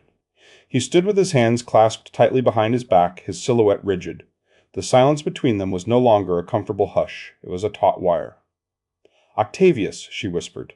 "You should not be here, Beatrix," he said, his voice clipped and utilitarian, like a man reciting a legal brief. "The risks have escalated. The summons I received is not a mere formality, it is a calculated strike. Cassian does not intend to simply displace me. He intends to erase the notion that a man of my standing can exist in this village on his own terms." "Then we fight him," Beatrix insisted. "There must be a way to contest the zoning, some precedent in the law. You cannot succumb to his arrogance." Octavius turned his head, his glasses catching a sliver of sun. "Fighting him is a luxury for those who have nothing to lose but pride. I have a daughter. I have a legacy of scholarship that cannot survive a public scandal. If I am dragged through the mud of a magistrate's court, I become a liability to everyone I touch, including you." Beatrix stepped forward, smelling the old paper and ink that always clung to him, mixed now with a sharp tang of anxiety. She reached out, her fingers grazing the wool of his sleeve. Octavius flinched. He stepped back with a suddenness that was almost violent, his arm jerking away as if her touch had been a hot coal. Beatrix froze. The rejection was a sudden wall of ice. Octavius looked at her, and for a moment the mask slipped.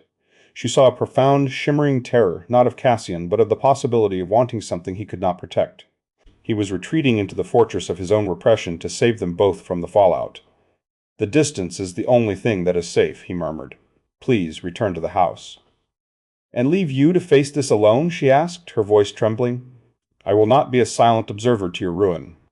"You are already a participant in a dangerous game, Miss Moreau," a commanding voice cut through the greenery. They both jumped. Vespera Okoro stood at the edge of the veranda, framed by white columns. Her fingers were steepled beneath her chin, her gaze evaluating them with the precision of a general surveying a flawed defensive line. Beatrix felt the blood drain from her face. "Vespera, we were merely discussing botany." Do not insult my intelligence with the language of flowers, child, Vespera said. She stepped off the veranda, the gravel crunching rhythmically under her boots. She stopped a few feet away, her eyes shifting from Octavius's rigid form to Beatrix's panic. The Taun's gaze is more piercing than a needle. You believe you are hiding behind hedges and blue ribbons, but you are merely dancing in a spotlight you cannot see. Octavius cleared his throat. I apologize for the intrusion upon the estate's peace, Mrs. Okoro. Vespera ignored him, her focus remaining on Beatrix. You think you are the architect of your own secrecy, but you are merely a guest in a house of glass. You should know that there are those who find your absences illuminating. Someone has been paying the village gossips a handsome sum to report every single visitor who crosses the threshold of that bookshop. Chapter 7. The first drop struck Octavius squarely between the eyes, a heavy, cold bullet of water that shattered the oppressive humidity of the afternoon. He didn't move at first, his boots sinking into the soft loam of the garden path, but the sky had already turned the color of a bruised plum. Beside him, Beatrix gasped, her hand flying to the lace collar of her gown as the clouds finally split open. It was not a gradual onset. It was a deluge, a sudden, violent erasure of the world that turned the meticulously manicured hedges into blurred charcoal lines and the gravel paths into rushing rivers of gray silt. The portico! Octavius shouted, his voice nearly swallowed by a sudden roar of thunder that shook the very ground beneath them. He reached for her, his fingers brushing the damp silk of her sleeve, and guided her with a frantic urgency toward the narrow stone overhang of the old garden wall. They scrambled beneath the shelter just as the rain transitioned from a downpour to a blinding sheet of white, the sound of it drumming against the stone with a deafening rhythmic violence. They came to a halt in a space no wider than a coffin. The portico was a remnant of a previous century, a sliver of granite that offered a meager sanctuary against the storm. Because the space was so confined, they were forced into a proximity that would have been scandalous in any other light. Octavius could feel the heat radiating from her shoulder. He could smell the sharp, static crackle scent of the rain mixed with the lingering, honeyed fragrance of the night bloom scent she wore. He stood rigid, his breath coming in short, jagged bursts, his arm pressed firmly against hers. The dampness of her gown had made the fabric cling to her frame, and the sudden chill of the air made her shiver violently. Beatrix leaned back against the cold stone, her chest heaving. Water dripped from the stray curls of her hair, tracing glistening paths down her pale cheeks and disappearing into the neckline of her dress. She fixed on him, and for the first time the polished mask of the gentry had been washed away. There was no poise left, no curated distance. She looked raw, frightened, and profoundly present. "We are quite ruined," she whispered, a small, breathless laugh escaping her. She looked down at her hem, which was now saturated with mud and grit. "My father will think I have been swimming in the pond." Octavius did not laugh. He studied her, really looked at her, and felt the fortress he had built around his heart begin to crumble under the weight of the storm. The rain had stripped away the labels of tradesman and lady, leaving only two people shivering in the dark. He felt a sudden, visceral ache in his throat, a pressure that made it difficult to swallow. For years he had used the language of scholarship and the distance of propriety as a shield, believing that if he remained a ghost in his own life, he could protect those he loved from the wreckage of his own failures. "I cannot do this any more," he said. His voice was different. The archaic rhythms and the carefully chosen syllables were gone, replaced by a broken, honest rasp. He stepped closer, closing the final inch of space until his chest nearly touched hers. "This silence, Beatrix, I thought it was a shield. I told myself that by staying distant I was keeping you safe from the opinions of men like Thorne Windsor. But it is not a shield. It is a prison. I have locked myself in a cell of my own making, and I am suffocating in the dark." Beatrix froze, her eyes widening. The air between them became electric, thick with a tension that felt more powerful than the thunder rolling overhead. She didn't pull away. Instead, she tilted her head back, her gaze searching his face with an intensity that made him feel completely exposed. "Then break the lock, Octavius," she breathed. Her voice was a fragile thread, barely audible over the rain. He reached out, his hand trembling. He didn't touch her skin, not yet, but his fingers hovered just beside her jaw, the warmth of his palm fighting the damp chill of the air. He could see the pulse fluttering in the hollow of her throat, a rapid, rhythmic drumming that mirrored his own. He leaned in, his forehead almost touching hers, their breath mingling in the humid gray air. The world outside the portico ceased to exist. There was no village, no social rank, no predatory landowners. There was only the scent of wet stone and the terrifying, shimmering possibility of a second chance. Just as the gap between them vanished, just as the gravity of years of longing threatened to pull them into a collision, a sharp, rhythmic sound cut through the rain. At the edge of the portico, framed by the curtain of water, stood Vespera Okoro. She held a wide, black silk umbrella that shielded her from the deluge, her expression as inscrutable as a sphinx. She had been watching them, her gaze steady and piercing, evaluating the scene with the precision of a judge. Octavius jumped back, the sudden movement almost sending him stumbling into the rain. He instinctively brushed at his sleeve, the old habit returning even in the face of total emotional collapse. Beatrix gasped, clutching her shawl around her shoulders, her face flushing a deep crimson. She watched Vespera with a mixture of terror and guilt, expecting a lecture on the impropriety of their position, a reminder of the gaze of the Ton, or a command to return to the manor immediately. Vespera did not speak. She looked at Octavius, at his disheveled hair, his damp coat, and the raw vulnerability written across his features. Then she studied Beatrix. Slowly, with a deliberation that felt like a royal decree, Vespera gave a single, slow nod of approval. It was a silent benediction, a recognition that some things were more vital than the rules of the drawing-room. Without a word, she stepped back into the rain, her figure receding into the gray mist, leaving them in a sudden, echoing silence. The silence lasted only a few heartbeats. From the direction of the main road, the sound of galloping hooves splashed through the mud, loud and frantic.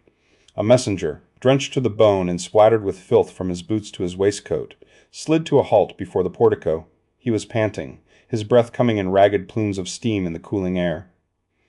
"Miss Moreau," the man shouted, his voice cracking. He reached into his coat and produced a letter, the parchment protected by a wax-sealed leather sleeve. "A summons from your father. Immediate, miss. He requires your presence at the manor this instant." Beatrix took the letter, her fingers shaking so violently that the parchment rattled. She didn't open it immediately, but the urgency in the messenger's eyes and the formal seal of the house told her everything she needed to know. The bubble had burst. The storm had washed away the pretense of their secret, and now the world was calling her back to a place where Octavius could not follow. She looked at Octavius, the hope that had sparked between them moments ago now clouded by a sudden, chilling dread. The letter felt heavy in her hand, a leaden weight that threatened to pull her back into the rigid architecture of her father's expectations. Octavius reached for her hand, but the messenger shifted his weight, clearing his throat with a loud, impatient sound, reminding them both that time and propriety had returned with a vengeance. Chapter 8. The carriage door had barely clicked shut before Beatrix collapsed into the foyer of the bookshop, her breath hitching in a jagged, audible sob.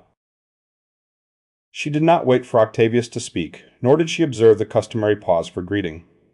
She simply leaned against the mahogany counter, the silk of her pale lavender gown snagging on a stray splinter of wood. Her eyes were rimmed with a violent red, and the letter from her father remained clenched in her hand, the parchment now a crumpled, sweat-stained ruin. "He has given me until the fortnight's end," she whispered, her voice thin and brittle like dried parchment. "Accept Cassian's hand or be cast out. Not a farthing, Octavius. Not a single gown, nor a book, nor a roof over my head. He spoke of it as a mercy to spare me the indignity of a slow decline into poverty." Octavius felt the air leave his lungs. He reached out, his fingers hovering just inches from her shoulder, paralyzed by the sudden, crushing weight of the social chasm between them. He wanted to pull her into the sanctuary of the back room, away from the drafty entrance, but the sheer brutality of the ultimatum left him frozen.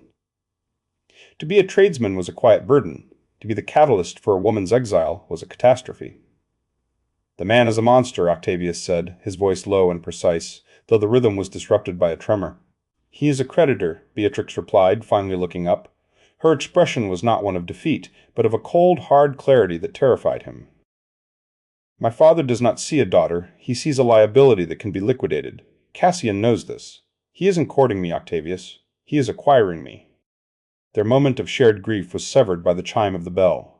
The door swung open with a violence that rattled the window-panes, admitting a gust of damp air and the unmistakable, oppressive presence of Cassian Thorne Windsor. He did not enter so much as he occupied the space, his spine a rigid line of arrogance, his polished boots clicking with predatory precision on the floorboards. He ignored Beatrix entirely, his gaze sliding over her as if she were a piece of furniture he had already purchased. Cassian produced a heavy vellum document from his coat, snapping it open with a crisp, authoritative sound. He laid it upon the counter, sliding it toward Octavius with a single, manicured finger.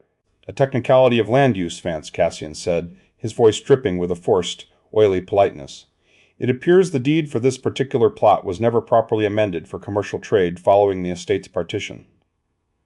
As the primary landowner of the surrounding acreage, I find the presence of a bookshop to be an unsightly irregularity. This is a formal notice of intent to revoke your business license. You have 72 hours to vacate the premises before the magistrate declares the structure a public nuisance. Octavius looked at the document, then at the man. The malice was no longer veiled. It was naked, a calculated strike designed to strip Octavius of the one thing he had built for his daughter's future. Cassian leaned in, his voice dropping to a cutting whisper. "You are a smudge on the prestige of this village, Vance. I shall enjoy watching you scrub yourself from the map." When the door finally closed behind Cassian, the silence that followed was heavier than the rain. Beatrix left shortly after, her departure a blur of whispered promises and a lingering, desperate touch of the hand. Octavius did not follow her. He could not. He sank into the darkness of the shop as the evening shadows lengthened, the scent of old leather and binding glue suddenly feeling suffocating. He spent hours in the gloom, the oil lamp flickering low, casting dancing ghosts against the shelves of Keats and Virgil. He wandered through the aisles, his fingers brushing the spines of rare manuscripts, but the vellum no longer felt like a sanctuary. It felt like a tomb. If he fought Cassian, he risked accelerating Beatrix's ruin. If he surrendered, he lost his soul. He sat at his desk, the silence of the shop amplifying the roar of his own inadequacy. He contemplated the logistics of departure, the crates, the sale of the stock, the quiet retreat into a life of anonymity where he would never have to see the light in Beatrix's eyes dim because of him. "You look like a man awaiting the guillotine," a voice remarked from the doorway. Octavius started, his glasses sliding down his nose. Bramwell Finch stood there, leaning precariously against the doorframe. He wasn't wearing his usual smirk, nor was he punctuating his presence with a loud laugh. In his hand he carried a leather folder, his expression uncharacteristically grim. "I have no appetite for jests, Bramwell," Octavius said, his voice sounding hollow to his own ears. "Good, because I've brought something far more interesting than a joke," Bramwell replied. He stepped forward and dumped a series of documents onto the desk, overlapping the legal threat Cassian had left. "I may be a hedonist, Vance, but I am a hedonist with an appetite for the archives." While looking for some old maps of the hunting grounds, I stumbled upon the Thorne Windsor land deeds. It seems our dear Cassian has been playing a dangerous game with the Crown's excise taxes on his timber holdings. He hasn't just been skimming, he's been fabricating. Octavius frowned, scanning the pages. "Why tell me this?" "Because Cassian is a bore," Bramwell said, though his eyes remained serious. "And because he is far more desperate for Beatrix's dowry than he pretends. He isn't seeking a wife for companionship, he's seeking a capital injection to cover a yawning hole in his accounts. If he doesn't marry her soon, the Crown will be the one revoking his licenses." The revelation acted as a spark in the dark. The despair didn't vanish, but it shifted into a cold academic focus. Octavius felt a strange, humming energy return to his limbs. He was no longer a victim of a landslide, he was a strategist in a war of papers. 2 days later, a discreet visitor arrived, Mei Lin Zhao. She entered the shop with her usual pragmatic grace, her hands folded neatly in her lap as she sat across from him. She produced a stack of letters, the ink fresh and the calligraphy impeccable. "These are forged," Mei Lin stated plainly, her eyes unwavering. "They are scholarly correspondences from the Royal Botanical Society, requesting Beatrix's urgent assistance in translating several pharmaceutical texts on night-blooming flora. They are dated, stamped, and look entirely authentic. Your lady may now visit this shop under the guise of urgent research. Her father will not question the academic merit of such a pursuit, provided the letters look official enough to frighten him." Octavius felt a surge of gratitude for the woman's clinical efficiency. "I cannot thank you enough, Mei Lin. Don't thank me. Just ensure you use the information Bramwell provided effectively," she replied, rising to leave. "The window of opportunity in these matters is usually quite small."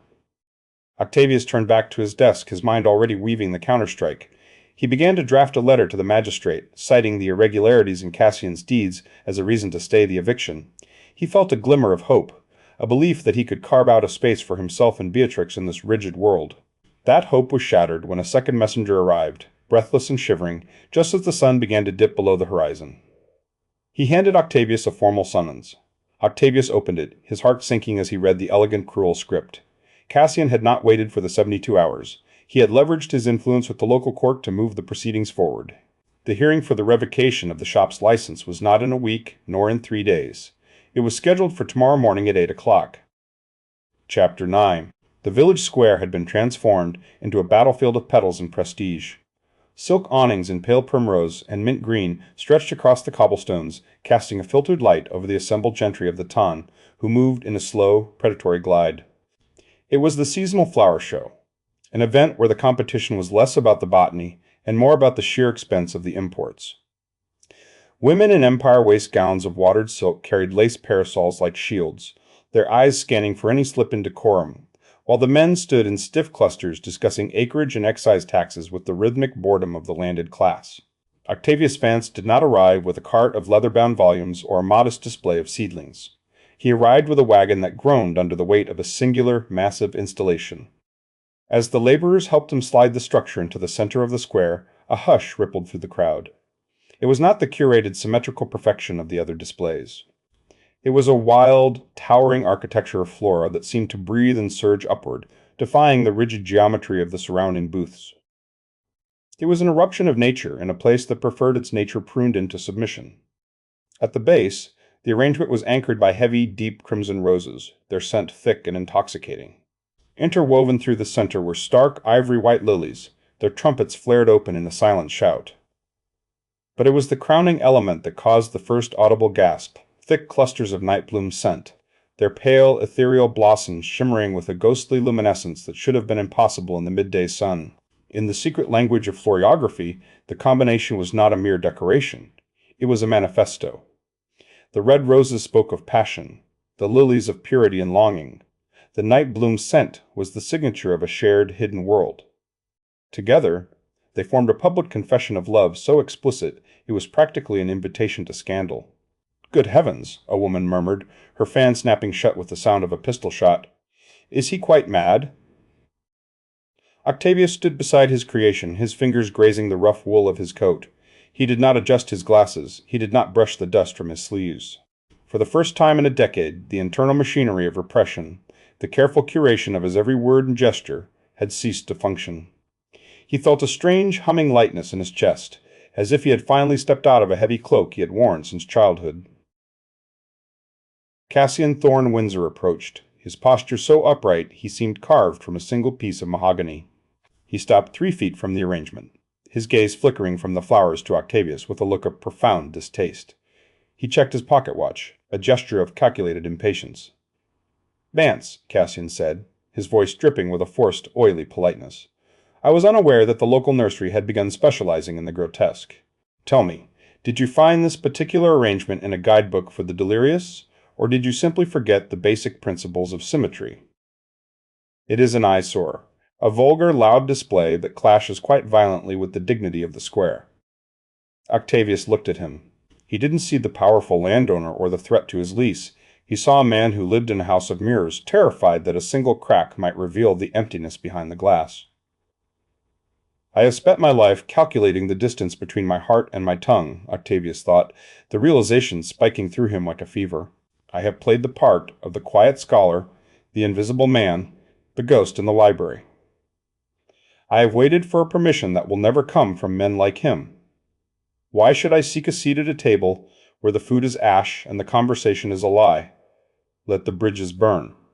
Let the smoke signal the end of my silence."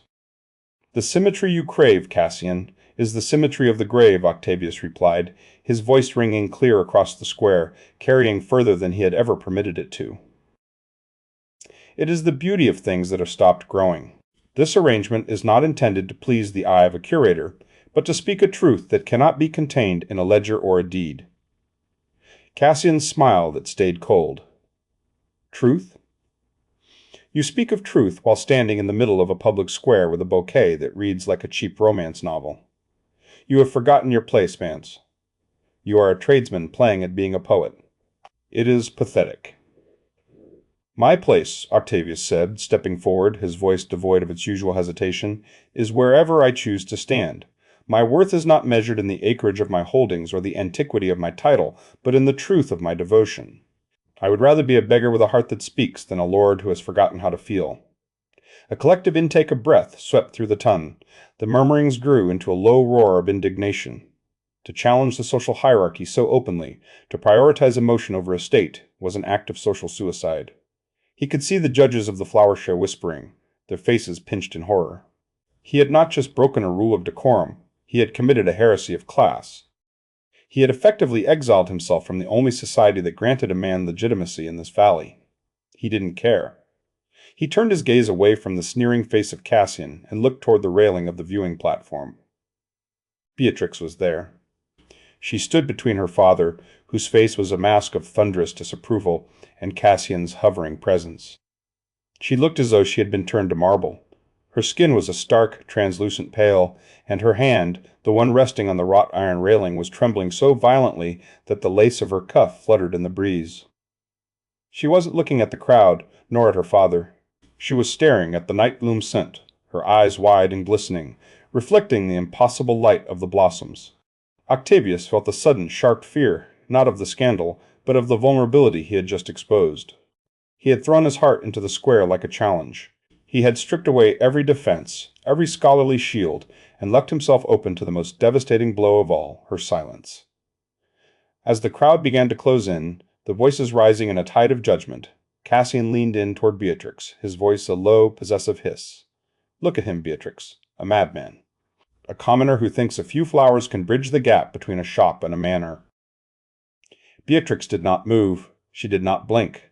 She simply stared at the red roses and the white lilies, and for a fleeting second her fingers tightened on the railing, not in fear, but as if she were trying to hold on to the earth before she was swept away by the current of Octavius's confession. Then her father's hand clamped firmly onto her shoulder, steering her away from the railing and back toward the safety of the shaded canopy, leaving Octavius alone in the center of the square with his beautiful ruinous garden. Chapter 10. The silence that followed Octavius's confession was not a void, but a weight, thick as the humidity before a summer storm. He stood in the center of the square, the scent of the night bloom blossoms clinging to his skin like a second, more honest layer of clothing. The crowd had frozen, a tableau of silk waistcoats and rigid corsets, their faces twisted in a collective grimace of social vertigo. Octavius did not look at them. He kept his gaze fixed on the space where Beatrix had been, the air still vibrating with the echo of his own voice. Cassian Thorne Windsor moved then, his boots clicking with a predatory precision against the cobblestones.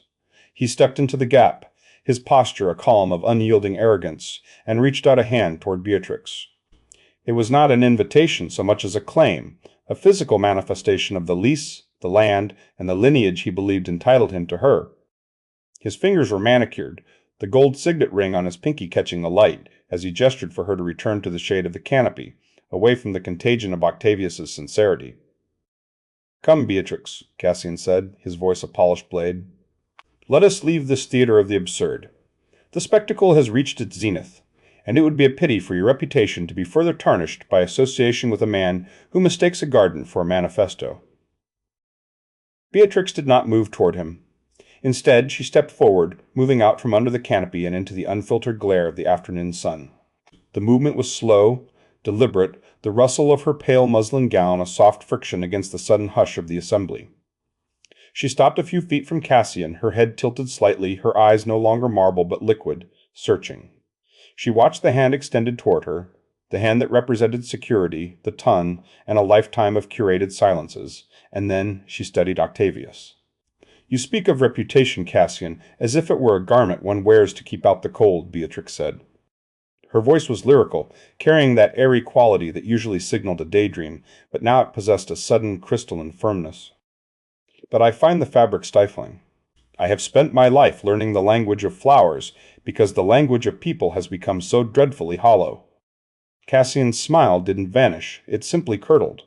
A poetic sentiment, certainly, but poetry does not maintain an estate, nor does it provide a seat at the table of the gentry.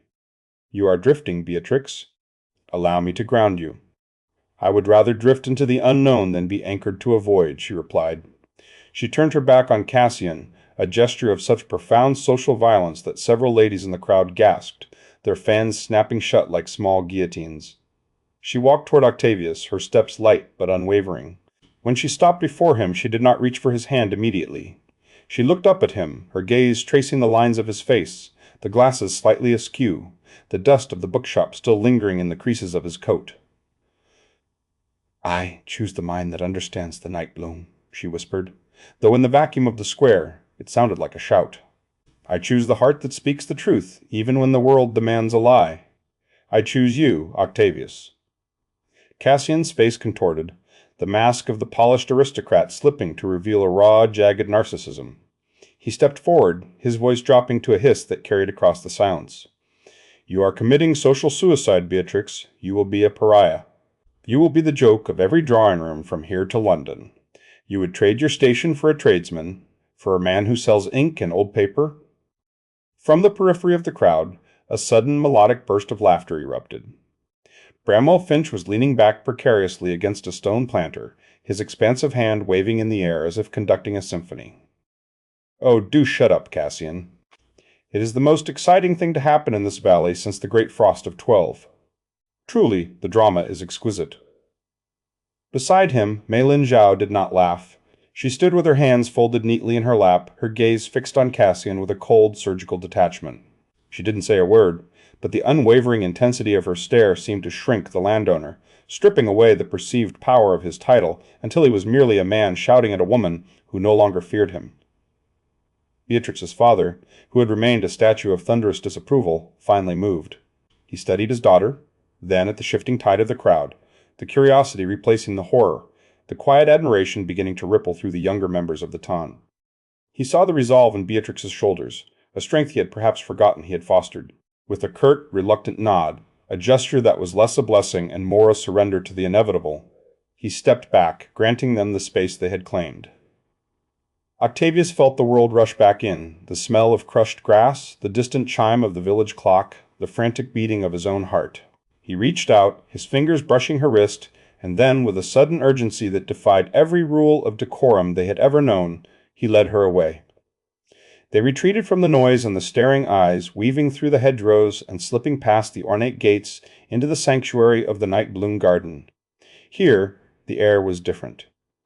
It was heavy with the intoxicating, creamy scent of night bloom scent, and the secret perfume of the night blooms, a fragrance that felt like a physical embrace. The sunlight filtered through the canopy in dappled gold coins, dancing across the mossy earth. As they reached the center of the glade, the silence changed. It was no longer a wait, but a sanctuary. Octavius turned to her, his breath hitching. For a moment they simply stood there, the tactile reality of their proximity outweighing the years of coded letters and pressed petals. Then, Beatrix leaned in, and he pulled her against him. The embrace was not the polished, distant hold of a Regency courtship. It was a collision. He could feel the rapid thrum of her pulse against his chest, the scratch of the lace on her gown against his palms, and the warmth of her breath against his neck. She clung to him, as if he were the only solid thing in a dissolving world. "I am a pariah now," she whispered into the wool of his coat, her voice trembling slightly. "I can feel it. The doors will close. The invitations will cease. I have stepped off the edge of the world, Octavius." He pulled back just enough to look into her eyes, his hand cupping her cheek, his thumb brushing a stray lock of hair. "The world we left behind was a gilded cage, Beatrix. It is a small price to pay for the air we are breathing now." They stood in silence for a long time, the fragrance of the night bloom scent enveloping them like a shroud for their old lives. As they eventually turned to look back toward the village, the silhouette of the bookshop appeared in the distance, a modest building of brick and timber. It had always been a place for Octavius to hide, a fortress of solitude where he could curate the thoughts of dead men. But as he held Beatrix's hand, her fingers interlaced with his, he realized the sanctuary had changed. It was no longer a place to hide from the world, but the foundation upon which they would build a new one, a world where the only currency that mattered was the truth of a heart and the shared passion of a mind.